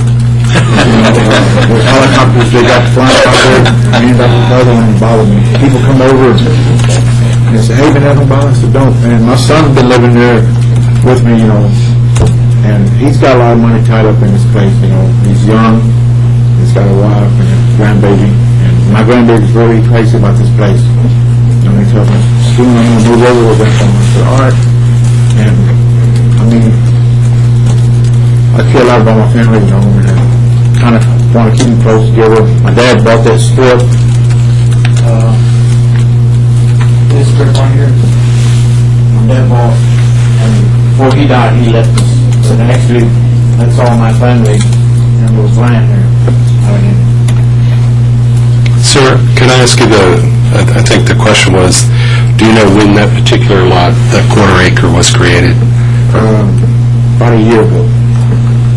Yeah, he bought that land. Is that part of the property that your family already owns, or? No, sir. Okay. No, it's not. I'm sorry, I just... Do you know if it was divided at that point, or it already existed and he bought it? No, actually, we've been trying to buy that place for about 5 or 6 years, and it was a big mess. It's an acre, and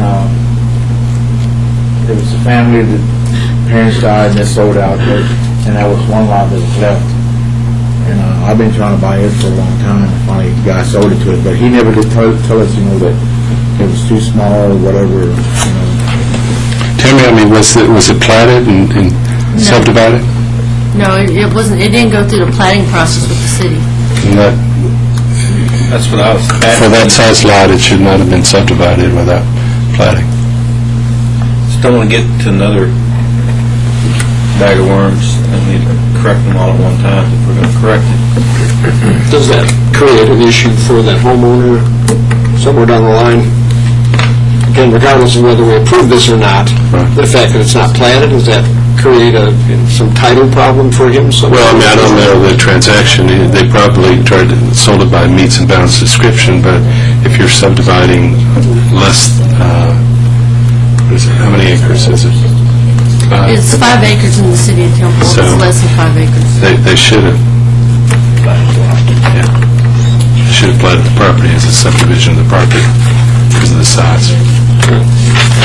So, I mean, you may have good title, but it wasn't properly divided. One of the things that we would look at when it was platted was whether, it would be large enough to build a house on it, or whether they planned to, and things like that. P&Z didn't ask those questions? Not about the planning.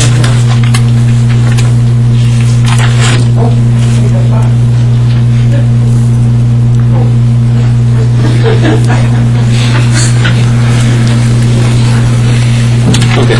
Thank you, Commissioner Miller. Other questions? If not, we have a motion and a second for approval of this request on first reading, and we can certainly have other questions answered prior to the second reading if this is approved. So, if there's no further discussion, comment, or question, Madam Secretary? Councilmember Dunn? Aye. Councilmember Janczak? No. Mayor Pro Tem Luna? Aye. Councilmember Schneider? Aye. Mayor Jones? Item 9, first reading and a public hearing to consider adopting an ordinance authorizing a zoning change from agricultural district to single-family 1 district on approximately 10 acres, a 10-acre tract of land in the Maximo Moreno Survey, abstract number 14, in the city of Temple, Bell County, Texas, located on the north side of West FM 93, adjacent to and west of Ridgewood Estates. Ms. Lowry?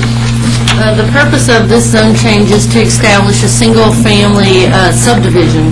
It's 10 acres, it's adjacent to, and only access point is Ridgewood Estate subdivision, which was platted in 1969 and annexed in 1995.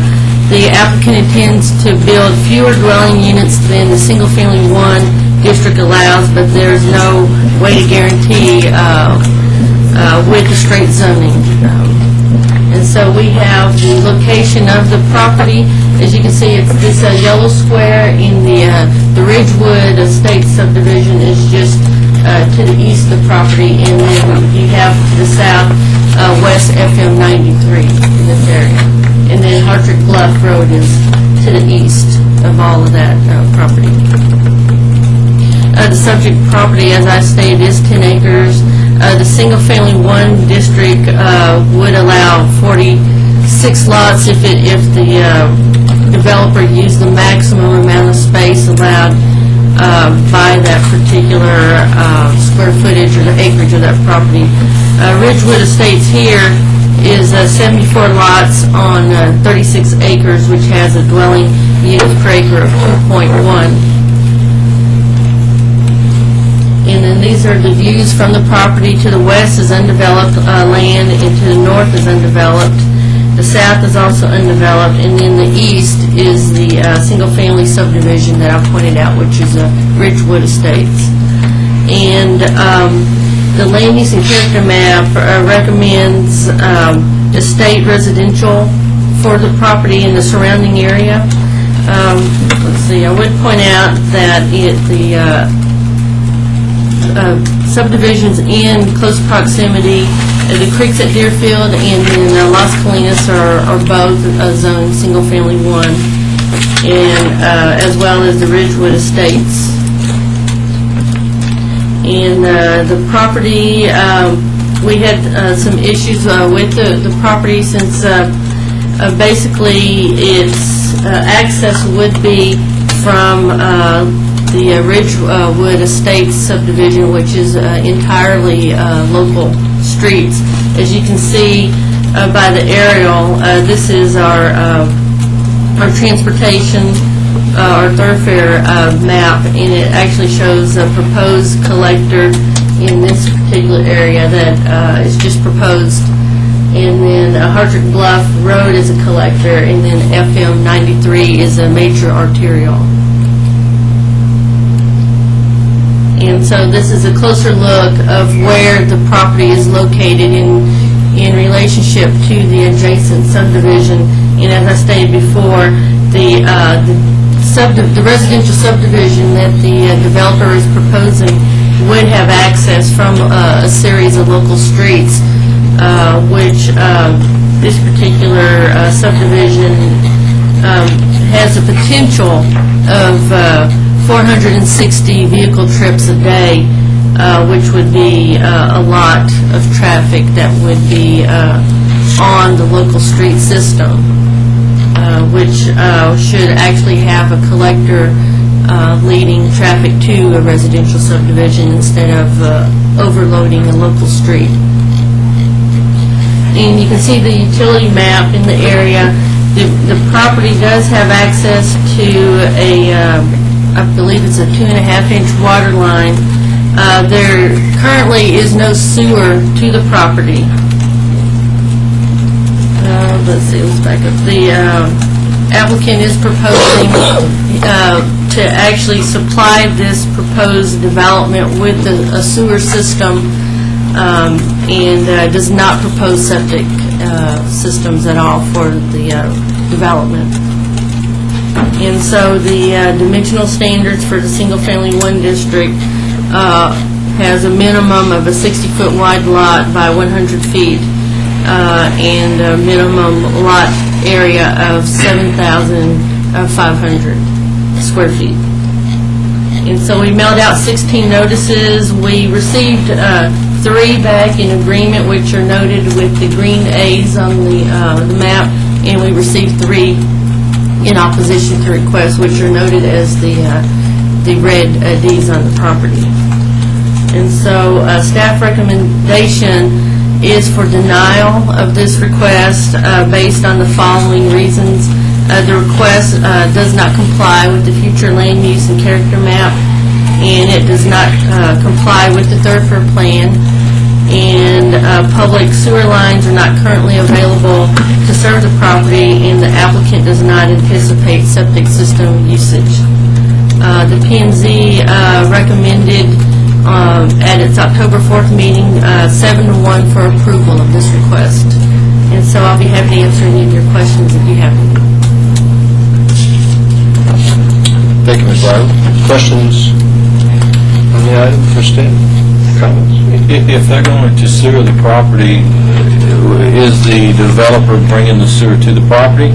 And do we know where that's coming from? He actually has a PowerPoint that I will show to y'all, and he does have a proposal on his PowerPoint for sewer. And so your recommendation for the denial has, because it doesn't conform to the land use plan, is that the 2009 comprehensive plan? Right, it's the comprehensive plan, yes, that's correct. It's recommended for estate residential uses, and this request would not be in compliance with that as well. Because he's asking for a single-family one, and even though it might be bigger lots. Right, instead of the urban estate lots. Okay. And I guess I would point out, we have 4 subdivisions that are close by that have urban estate sizes. I think they're single-family one, and they're not filled up yet, so, as far as lots. So I guess I would question maybe the wisdom of why this should be urban estate.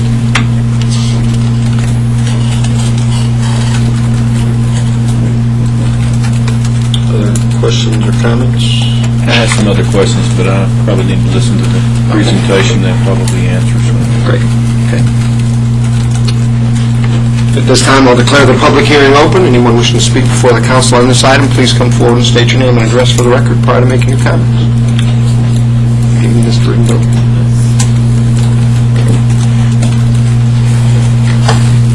Mark Rangone with Stellar Development Company, and I live at 413 Downing Street in Belton, Texas. Thanks for letting me come here and speak to you. There's a few things I'd like to point out before we get started. The cause of the denial, this recommendation from the staff, 3 points. The first one being the land use characterization map, which has been a point of contention for us before in a certain area called Las Colinas. Many of you may remember that. And I'd like to point out during the presentation, first of all, why we would like to build what we're trying to develop for this area, and secondly, further beyond this area, why we would like for you to consider the whole area to be more than just urban estate. So if we can proceed with the presentation. So again, 10 acres east of Ridgewood. This is the project area, and you've seen a couple of these maps already, so I just skipped that. Development purpose, we really want to create a high-end community, residential community. We have a lot of doctors that come to us, to the Las Colinas development, nurses, etc., that don't want to buy in the $700,000 range, $500,000 range. So we're proposing to build a similar community but not in that higher range. We're looking for something that's a little bit less. But our plan and our purpose is to have a uniform development plan in a range of higher, but not as high as Las Colinas. Of course, we want to preserve property values all around the area, including that development. We propose to have restrictions. Those restrictions are intended to preserve and protect value of adjoining lots, to preserve natural beauty of, as much as practicable, the surrounding area. So we don't intend to draw, where there's a lot of trees in that area, we don't intend to do just straight rows and knock down all the trees that are there. We want to preserve that. As a consequence, we'd like to have larger lots so that we can place homes strategically in areas where we can preserve trees. We also would like to prohibit erection of poorly designed structures, and also to secure enforceable uniform guidelines through some homeowners association. The vision that we have for this area is roughly $300,000 homes, 2,200 square foot and higher. We don't want any lot crowding, so the presentation made by staff of maximum number of homes would basically say there's about 46 homes for that 10 acres, and we're proposing certainly much lower, roughly in the 30 homes per the 10 acres. We also would like to embrace the Ridgewood residence concepts for conservation of a peaceful neighborhood, and we'll do everything possible for that purpose. Preservation of trees, and also to point out to work with the City of Temple on a master plan for the area that goes beyond that, and I'll show you a map in just a minute on how, by the way, just a comment about the staff's collector proposal. May I remind you that's just a proposal, and there's a lot of work to be done to figure out really how that collector road will work. And I'll also point out that Stellar Development Company is part of that solution, and we will work with the city to make that happen. It may not be the way that proposal is shown on the map, but we'll figure that out. Some of the home samples we are putting together, this is, for example, $320,000 home out at Little River Academy. We just finished this about 6 months ago. Another similar one in the same subdivision. So roughly, this one here is about 2,900 square foot. We have another one, 2,555 square foot home. And all of these lots are roughly 90 by 100 square foot, 90 feet wide by 110 feet deep. And so we're looking for something similar for this area. Some of the home samples for inside shots, here's what we intend, is again some just inside shots for your perusal. What we offer is a unique vision for this entire area. We grow a vision that will provide significant value to the community. We intend to follow up this subdivision with additional ones to the north, encompassing some of that land that we control, not only by ownership, but also through investors' ownership.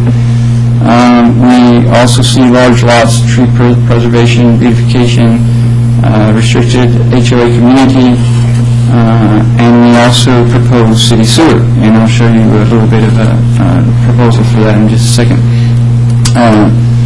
The city utilities are, as I'll show in a minute, they're all around.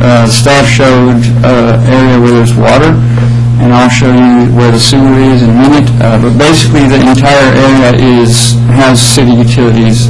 It just really doesn't make sense to have urban estate for this area any longer. Therefore, we respectfully request council members to vote in favor of zoning to SF1 for the plan.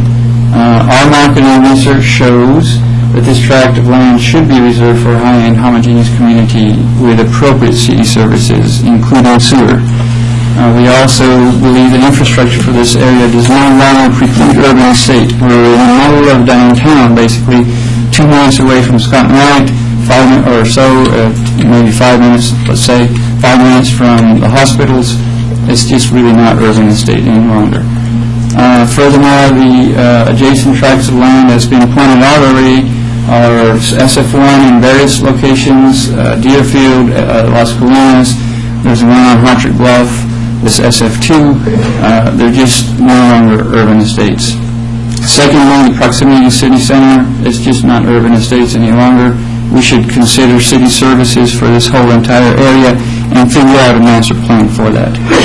And by the way, we would like to be a part of that solution, so we'll come to city staff to figure out how to do that. Finally, services are available, can be used. Let's figure this thing out jointly and bring these services to the community. The wastewater solution study that was made, if you can see the green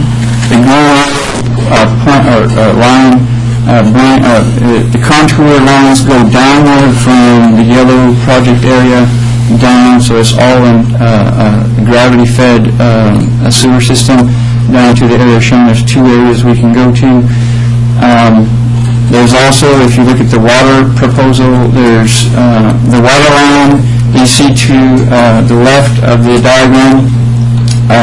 We own the adjacent track to that, and so we can easily get water to the project in question, and even tie into Ridgewood to make a uniform pressure for both communities, Ridgewood and our community. We have an alternate sewer and water system.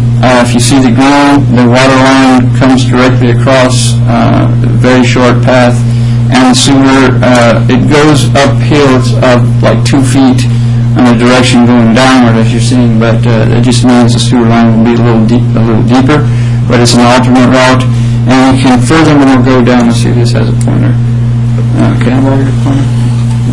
I'm sorry, I need to point one more alternate route for sewer. Here's one. So Las Colinas is sewered?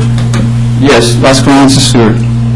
And I'm just going to point out, I don't know if y'all can see it, from here straight down to 93. That's basically can be a gravity-fed sewer system as well. So I don't see much of a problem in getting sewers all around. It's just we got to collaborate, city and developer, to figure out how to do this thing together. And certainly as a developer, we're willing to come to the table and figure this thing out. Let's see. This is a plan for running sewer, however it gets to our project area, and also feed the Ridgewood area, who are currently on septic.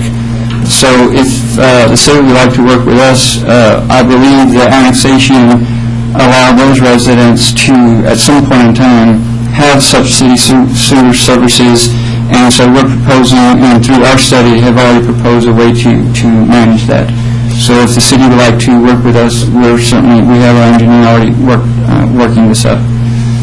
And finally, thank you very much. It's just a logical solution to have city services for the area. It's really not UE any longer, so thank you very much. Mr. Rendon, can you go? Mr. Rendon, can you just go back to one of your maps? Yeah, that one was great. You said something about having control of the property through ownership or that, and so you have future development plans. I mean, is that something you can talk about? I can address that. The problem with various investors, so while we control it and we direct it, it's like a traffic director, we're just using all the investors and try to say, hey, let's build this community together. But basically, this area up here, that's 100% controlled and owned by Stellar Development Company. The area next door to it, which is currently owned by the heirs of the late Miss Sparks, we have a contract into them to buy the land, and we have investors who are ready to put the money into it. And we own this property line out here, which was originally Patsy Jackson's land, and we bought the back 10 acres of it so that we could have access to the backside here. And Mr. Keela and Del Webb own a piece of property that's beyond on the left side there that's currently in Ireland and has no access, but we have spoken to them recently and may have a contract with them as soon as we can figure out some of this master planning. We've also spoke to a couple of city folks, including the new director, about doing a master plan for this, and we're open to that idea. So the idea about collectors streets, etc., thoroughfares. Our plan would be to eventually develop this whole area. We need to buy a piece of property where we can come out. It's all nice and fine and dandy to put a dashed line anywhere you want, but really it needs to be purchased somewhere, and that's what we're waiting on, finding a logical place to come out. We've spoken to the Crosses, which own this piece of property over here, and that may be an exit point for us to be able to get out. So we're just working all the ropes. It's just not been an easy solution. As you know, this whole area for everybody has been quite a difficult proposition, but it's really the last piece of large land close to Temple, and I think we need to properly work as a city developer to make sure this is a very nice, congenial and Sunday drive-ish kind of a place where people can enjoy and Temple can have a master plan development area. That's what our intention is. But of course, that is future plans. The current project area is just saying here we're starting off with a SF1 so that we can future add on collector streets, etc. as we need. So that's where any other questions? Hey, we're just talking about this particular project being sewered. Is, I guess, the property where the sewer line and the easement's needed today, do you own the property that easements can be granted for this sewer line today? Or is that future? Can you get to a trunk line from that piece of property via your property? Yes, I'm going to address that. There are three ways to get there. This one, which is the easiest and the most engineerish kind of solution, is just easy engineering because it all goes downhill. That one, we have all this whole property right here that is our ownership. So we can easily say, yes, we can get there through there. But when you hang a left, do you own that? We do not hang it. We do not own this, and we do not own this. So there's not a manhole right there where you're pointing to? The manhole is right here and right here. So you don't have a way to get to that manhole? Right. There's these two areas that are a problem. If we went the alternate routes, let me back up. Right here, this is an alternate route. This property here, if I can get this thing to work, this property here is owned by Mr. Finch, Dr. Finch, and we do not own this stretch right here, but we own everything else. This stretch and this stretch are owned by us. This stretch right from here down to here is a easement already, so it can be done. The problem is right here. So, yeah, there are a few problems with doing this, but as a developer, we will find those solutions, whether it's alternative 1, 2, or 3, whichever one. So there's some problems, and not necessarily easy, slam dunk, but certainly we're very close. There's only at least just one property owner for each alternative to deal with, not multiple property owners. And as far as size of line and that type of deal, I think we need quite a bit of input from our own engineering as far as direction. Which route the line, when does it make sense, and as far as access to easements and all that kind of stuff. Anyway, but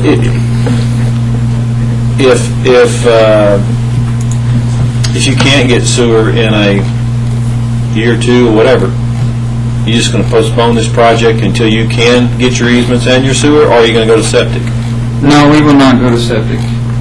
So you're just going to get your zoning and then... Well, this area, believe me, from all our research, requires city services, including sewer, and we believe we need to make an impact. Okay. By the way, we do have spoken to Mr. Finch, Dr. Finch, and as a last resort, that he's ready to sell. So if it boils down to that, we will buy Dr. Finch out. And that's already in the works.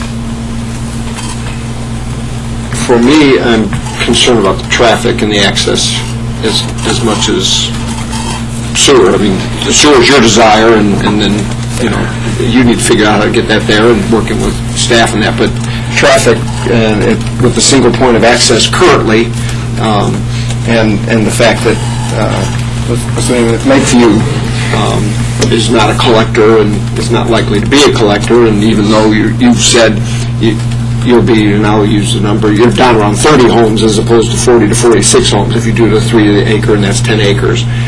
So that's still a fair amount of traffic.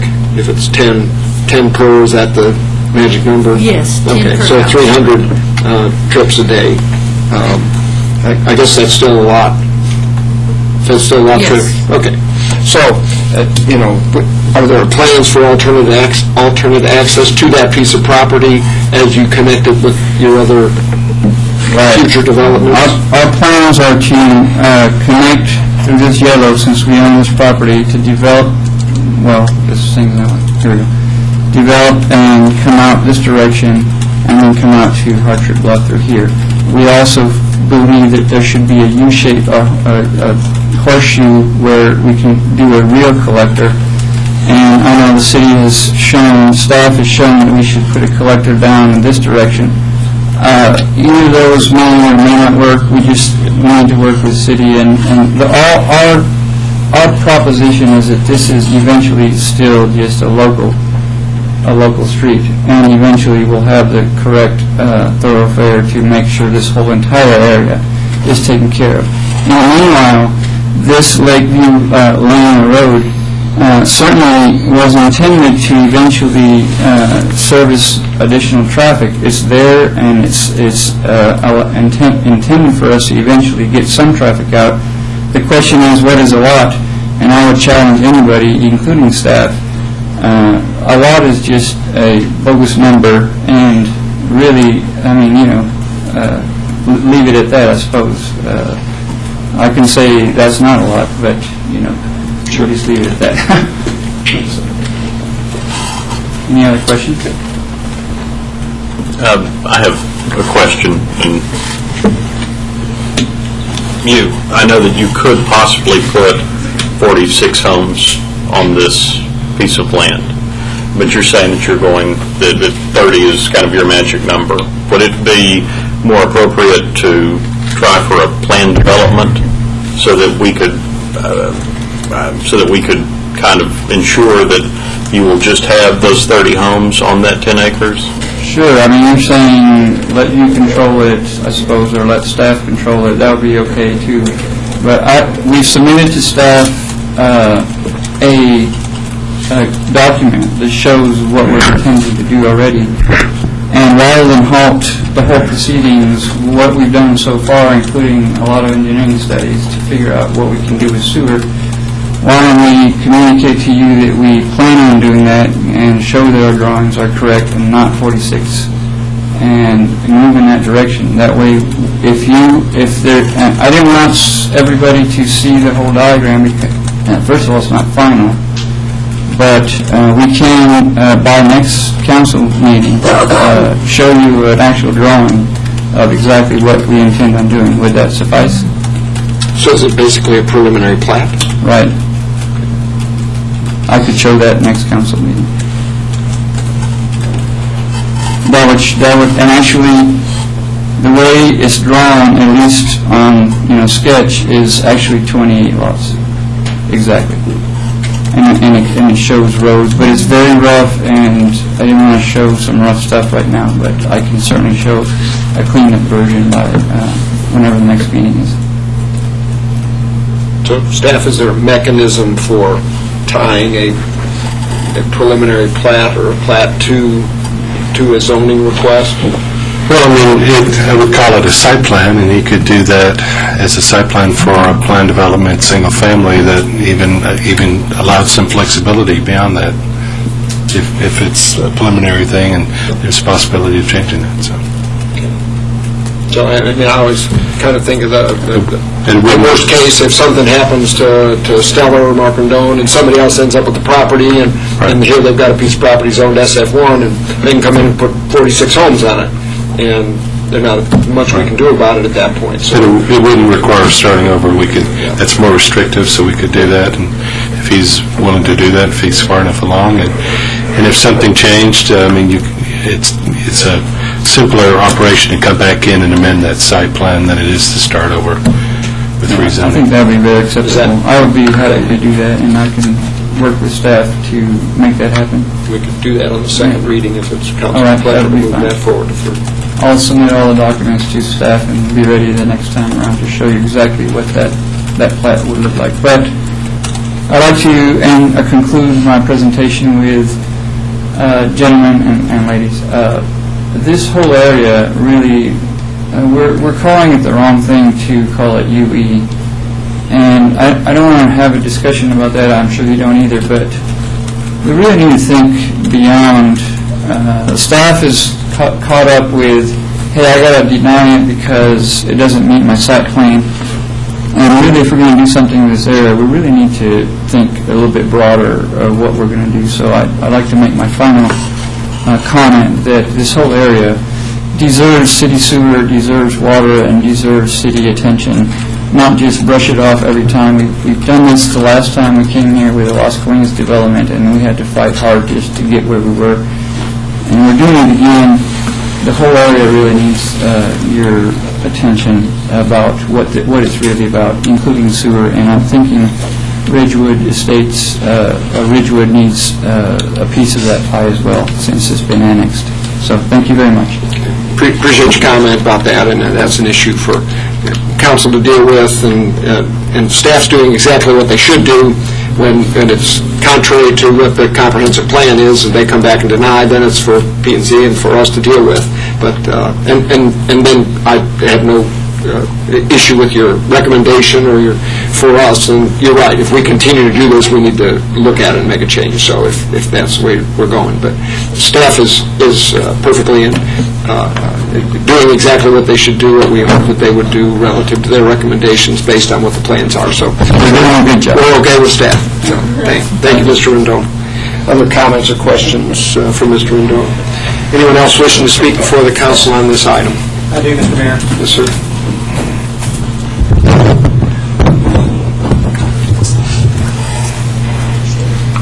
On this show? Online, okay.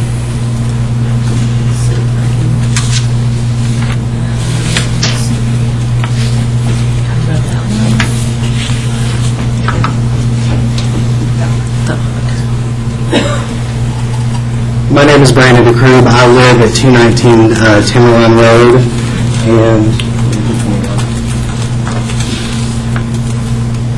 which is in the Ridgewood Estates. In fact, I'm pretty much affected by this because I live, 219 is right here, so this development actually backs right up to my home. I've lived there for 6 months, bought the house 6 months ago. Couple of comments. We really like this neighborhood. It's an older neighborhood, but it's a real pretty neighborhood, as Mr. Ringwood said. Lots of trees. I'm very interested in preserving the tree line behind my house because that provides excellent shade in the late afternoon. Also, I'm certainly not crazy about how the access to this property is going to be as it is right now. Basically, you have to come off of Hartricks Bluff onto Tanglewood and then turn down Lakeview. These are twisty, curvy roads, obviously lined with houses, kids playing in the yards, that sort of thing. And we also talked about on the drive down here that the sun angles are particularly bad on that particular part of Tanglewood as well. And so with those things in mind, at this point, I'm not real crazy about the development as it stands right now. Thank you, sir. Anyone else wishing to speak?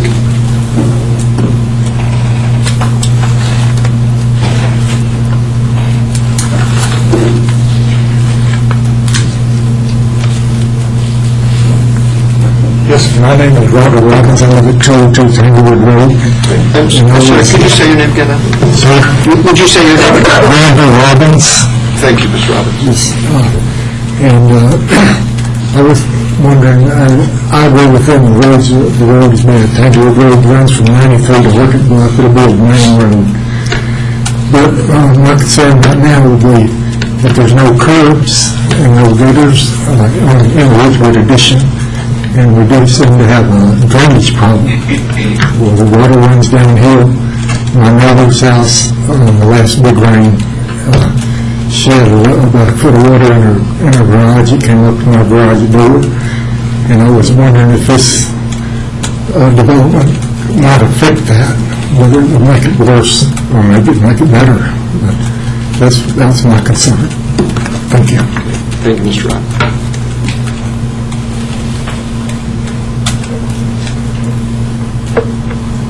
Others wishing to comment?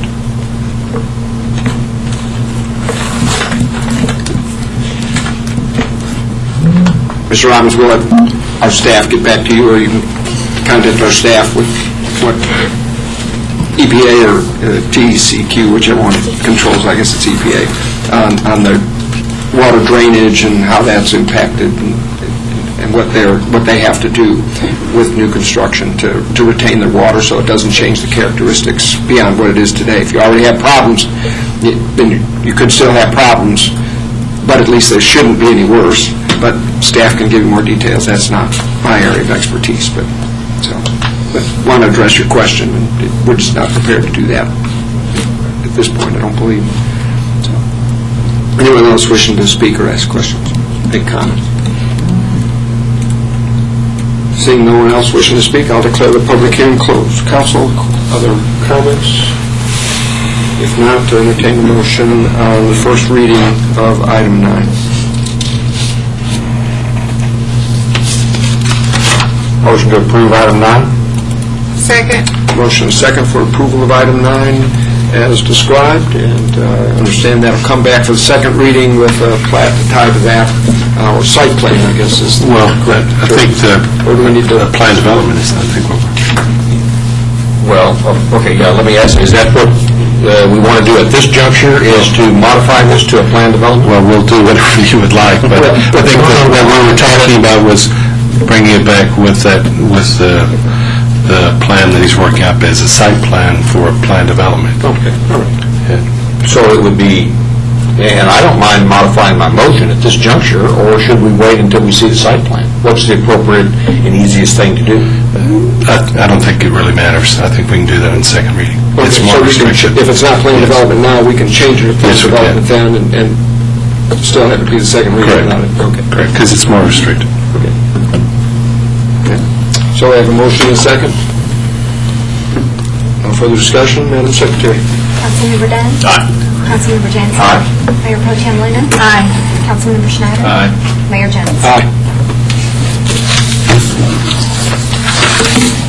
Item 10 is a first reading of a public hearing to consider adopting an ordinance authorizing a zoning change from Plan Development Single Family 1 District, PDSF 1, to Plan Development 2 Family District, PD2F, on lots 20 through 24, Block 1, Stonegate 3, located on the north side of H.K. Allen Parkway, west of Ledgestone Trail, across from Quartz Court.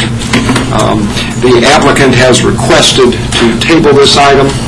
At this time, we'll dispense with any type of presentation, and we are posted for a public hearing.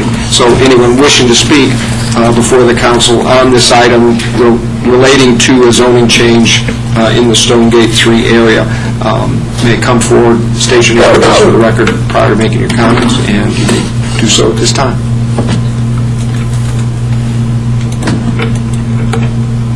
Seeing no one wishing to speak, I'll declare the public hearing suspended until the first reading when the applicant brings that back.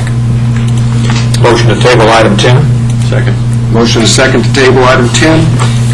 Further discussion? Madam Secretary? Councilmember Dunn? Aye. Councilmember Jansen? Aye. Mayor Pro Tem Luna? Aye. Councilmember Schneider? Aye. Mayor Jones? Item 11, first reading of a public hearing to consider adopting an ordinance authorizing an amendment to Section 7-564, applicability in the zoning ordinance related to the I-35 corridor overlay. Ms. Lally? And this is a picture of the section that we're asking for the amendment. And this is the I-35 corridor overlay applicability amendment. And so this is the chart.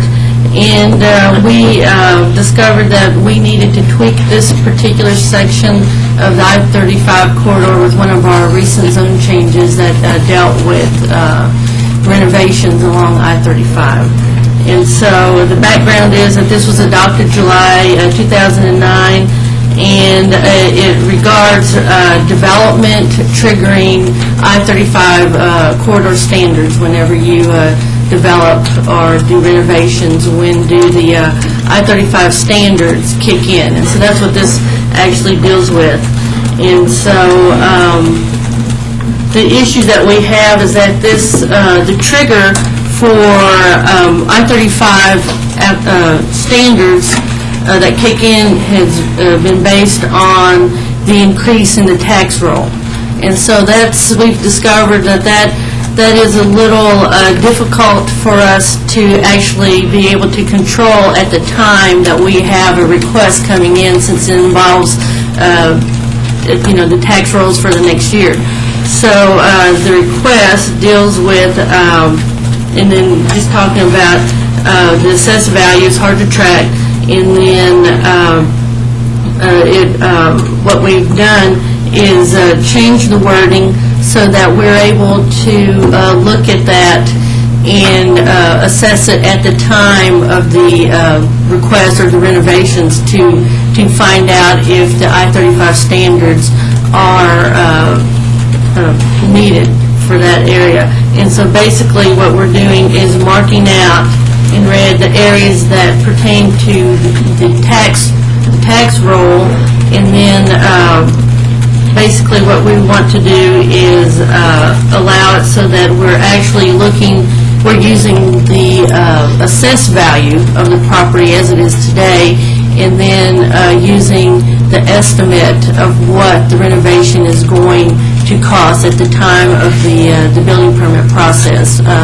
The application for the building permit process actually has a segment on there where you have to estimate the amount of the cost for the construction work. And so that's what we're wanting to do, is change it so that we're able to use that to find out whether or not the I-35 standards kick in versus having to deal with the tax roll that we wouldn't know until a year later after it's too late. So let's see. Actually, so we're just asking that that be approved for us to allow that to happen, make it easier for us to see if the I-35 standards are available at that time.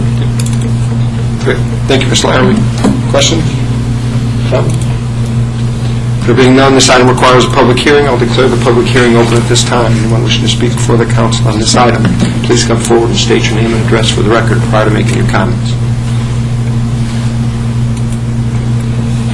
Seeing no one wishing to speak, I'll declare the public hearing closed. Council, your pleasure on this change, this amendment to this section on first reading. Motion to approve. Second. Motion is second to approve first reading on this item. There's no further discussion, Madam Secretary. Councilmember Day? Councilmember Day? Councilmember Jansen? Aye. Mayor Pro Tem Lynn? Aye. Councilmember Schneider? Aye. Mayor Jones? Item 12 is a first reading and a public hearing to consider adopting an ordinance amending Chapter 20 Police of the Code of Ordinances, Article 3, Burglar Alarm Systems. Chief Smith? Thank you, Mayor, Council. I don't have a formal presentation for you tonight on this item. There are two issues that we're asking you for consideration. The first part is simply a housekeeping measure. The alarm ordinance for the City of Temple was established in May of 2001, and since that time, the Texas Local Government Code had some renumbering done, and the renumbering affects our statute. So that we are requesting that the references in the ordinance reflect the current statute numbers in the Local Government Code, which are Chapter 214 and Section 214.116. The other part of the request that we are bringing to you tonight is to modify Section 28-50 of our ordinance. The current language in the ordinance sets out that false alarm service fees begin when false alarm activations exceed 5 in a 12-month period. We're asking the council to change that number to when false alarm activations exceed 3 in a 12-month period. That will bring our ordinance into better alignment with how the structures are in the state statutes. But I would like to point out that that action by itself does not change our fees currently to the citizens that have alarm systems. The fee schedules are established in a separate resolution, but we will be bringing that resolution to you at a meeting in the near future for your consideration as well. And I'll be happy to answer any questions. Thank you, Chief. Council, questions for Chief Smith? Chief, approximately how many alarm permits are currently issued? They're over 2,000, sir. About a little over 2,500, in fact. Okay. And how many of those 2,500 go over the 5 false alarms? Have 5 false alarms or more per year? Let me check, sir. About.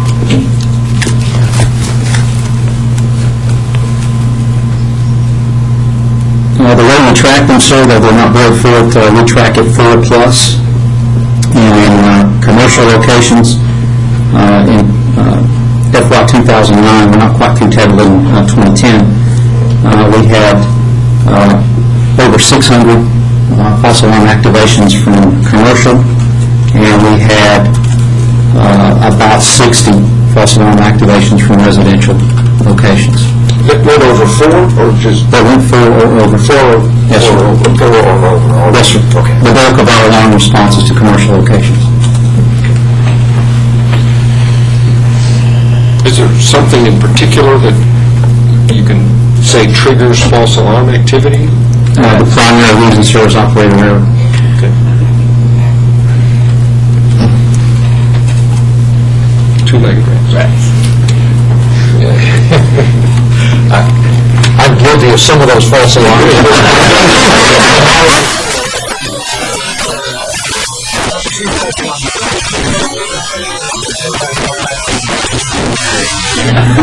Let the record reflect the chief did not bring that up. I confess. Confession is good for the soul. My texts tell me it's spiders, and I found that I spray my motion detectors about once a month with roach and ant killer, and the problem's gone away.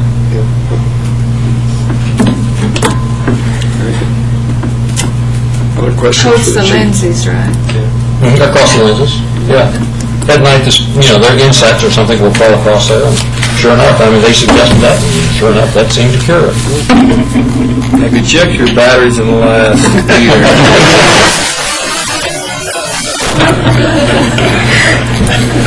But some of those could have been two-legged intrusions. Any other questions for the chief? Chief, thank you very much. Yes, sir. This item requires a public hearing. I'll declare the public hearing open at this time. Anyone wishing to speak before the council on this item, please come forward and state your name and address for the record prior to making your comments. Seeing no one wishing to speak, I'll declare the public hearing closed. Council? Motion to approve? Second. Motion is second for approval of the item relating to the ordinance amending Chapter 20. And there's no further discussion or question, Madam Secretary. Councilmember Dunn? Aye. Councilmember Jansen? Aye. Mayor Pro Tem Luna? Aye. Councilmember Schneider? Aye. Mayor Jones? Aye. Resolutions, item 13, consider adopting a resolution authorizing a Chapter 380 grant agreement with Temple G2K Development Partners LLC for redevelopment improvements at 1510 South First Street in the Temple Medical and Education District and the First Street Strategic Investment Zone corridor in the amount not to exceed $65,250 plus waiver of permit fees. Ms. Phelps. Good evening, Mayor and Council. Before you tonight is an application by it's G2K. They are the developer for the Family Dollar stores. The application is in our T-Med district. The site is bounded by First Street, by Avenue P, and also 3rd Street. So it's somewhat unique in that it has has a lot of impact in T-Med because of its location and how it's situated. At this time, the current use is the Lamar Hotel. If you'll notice here on the bottom right-hand side, where just to the right of the driveway, you'll see that there's some loose concrete there. That was a prior demolition that we did under our substandard buildings. Again, the developer is G2K Development. They are proposing to do this development over the next 3 to 4 months. However, the contract that we're proposing, we're always liberal in the amount of time that we provide for them to complete their development. So it's anticipated that they will be done by the end of 2011. The improvements altogether are approximately $750,000. It includes 8,000 square foot new building. It will be 100% masonry, and also will be constructed in accordance with the planned development that is moving through the system. This is an elevation of the proposed building. We had quite a bit of discussion with them about TMED proposed standards and what direction we were wanting to go. They were very cooperative and wanted to be a valuable member of the TMED community. And so some of the things that you'll see that are different than any other Family Dollar, and we checked extensively, there's some assets that will be constructed that will be very nice for the Family Dollar stores. It includes that the first 10 feet of the building will be constructed of natural limestone. It also includes columns that break up the building. Those are soapstone columns. It'll also have standing seam window canopies. And also, if you look at most of the Family Dollar stores, they do not have windows except for on the front. And you'll see that there are extensive windows on the front, but there are also windows that are scattered on the sides. Some of them are faux windows, some of them are functional windows. Also, if you'll notice, as part of the TMED standards, it is not a two-story building, but will be constructed at a higher ceiling height to be compatible with the area. Other improvements are they will be doing landscaping and installing an irrigation system. The landscaping is in congruence with the TMED design, and also they have a plan development site plan that they have submitted, which includes 3 public sidewalks, again unique for the area. They will be wide sidewalks as required in our design guidelines, and also will be doing a monument sign. And this is the plan development site plan that's been submitted. As you'll notice it on First Street, it has canopy street trees. It also has street trees along Avenue P and on the back side. There are additional trees on the 3rd Street location because it is providing buffering for the adjacent residential neighborhood. Also, if you'll notice, it only has teaser parking on First Street, which is what the conceptual design plan is for TMED to allow that type of parking.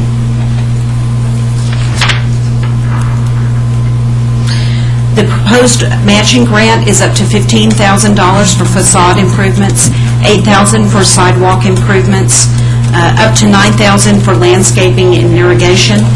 On the street frontage on First Street, we are still working with TxDOT to have confirmation on the location of the trees and the nature of the landscaping that will be required as streetscape. And so we have 2 options. If we end up with a design that has street trees with grates, the grant would be $3,250. If not, and it's more of a landscape strip, the grant would be $1,000.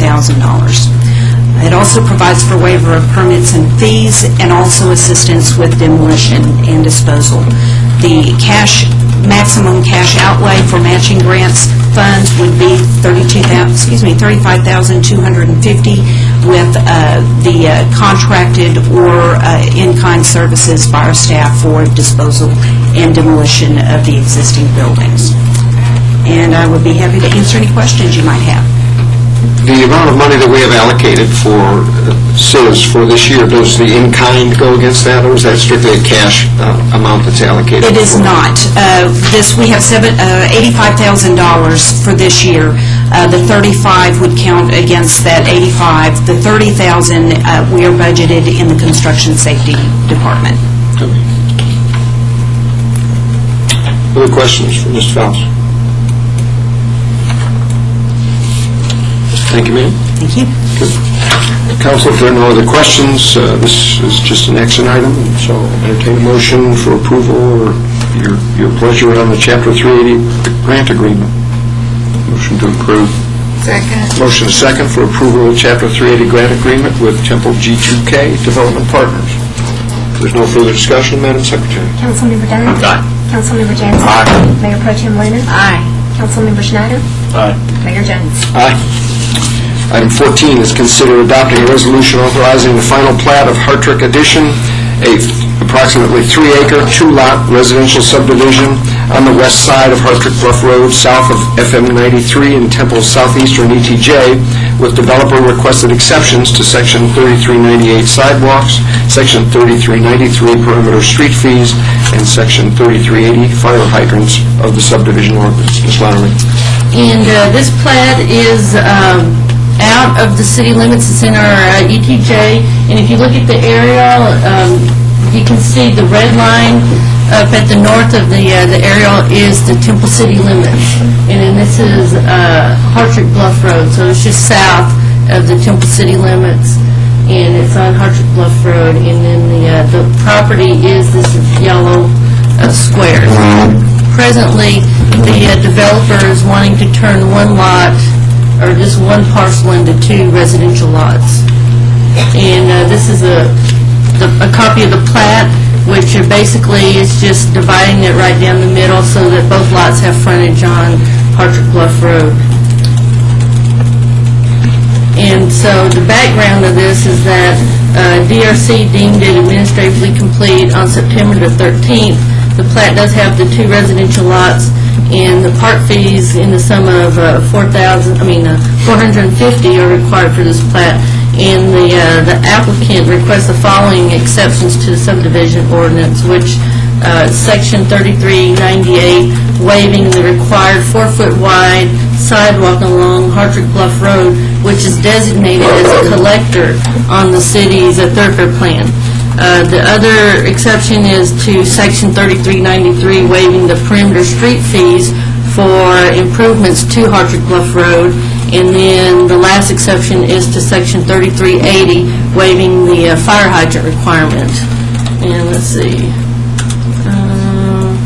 So basically, the reason for the applicant is asking for the waiving of the perimeter street fees for the Hartrick Bluff Road is that the Hartrick Bluff Road is a county road, it is county maintained, and it doesn't meet the requirements for the designated collector that the city has. In the city, staff in P&Z on September the 20th voted 8-0 to approve the final plat of Hartrick Addition, subject to the following exceptions, which are the ones I just stated. And basically, staff is recommending approval because for the widening or the improvements to Hartrick Bluff Road is that since they are in the city's ETJ, there are currently no plans for the city to improve Hartrick Bluff Road at this time. And so, if you have any questions, I'd be happy to answer those for you. We require park fees in ETJ? That's part of the subdivision ordinance, yes. The applicant's okay with that? Yes.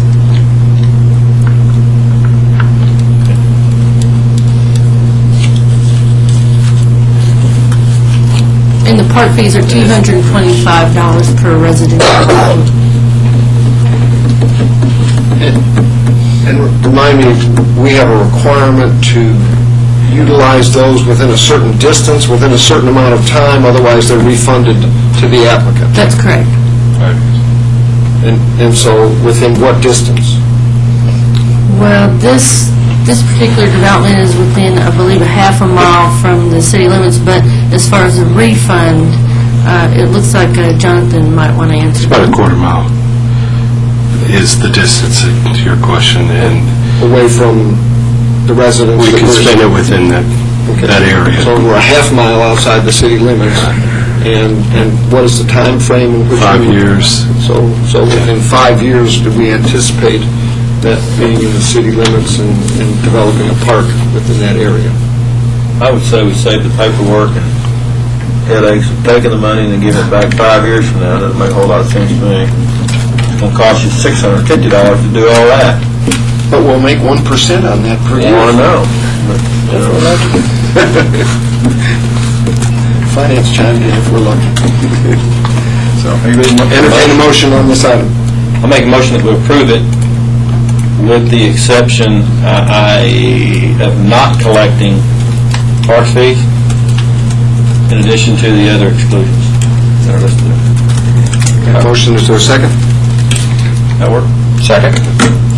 Motion is second for approval of the resolution authorizing the final plat of the Hartrick Bluff addition as described, with the exceptions requested and the addition of the elimination of the parks fees.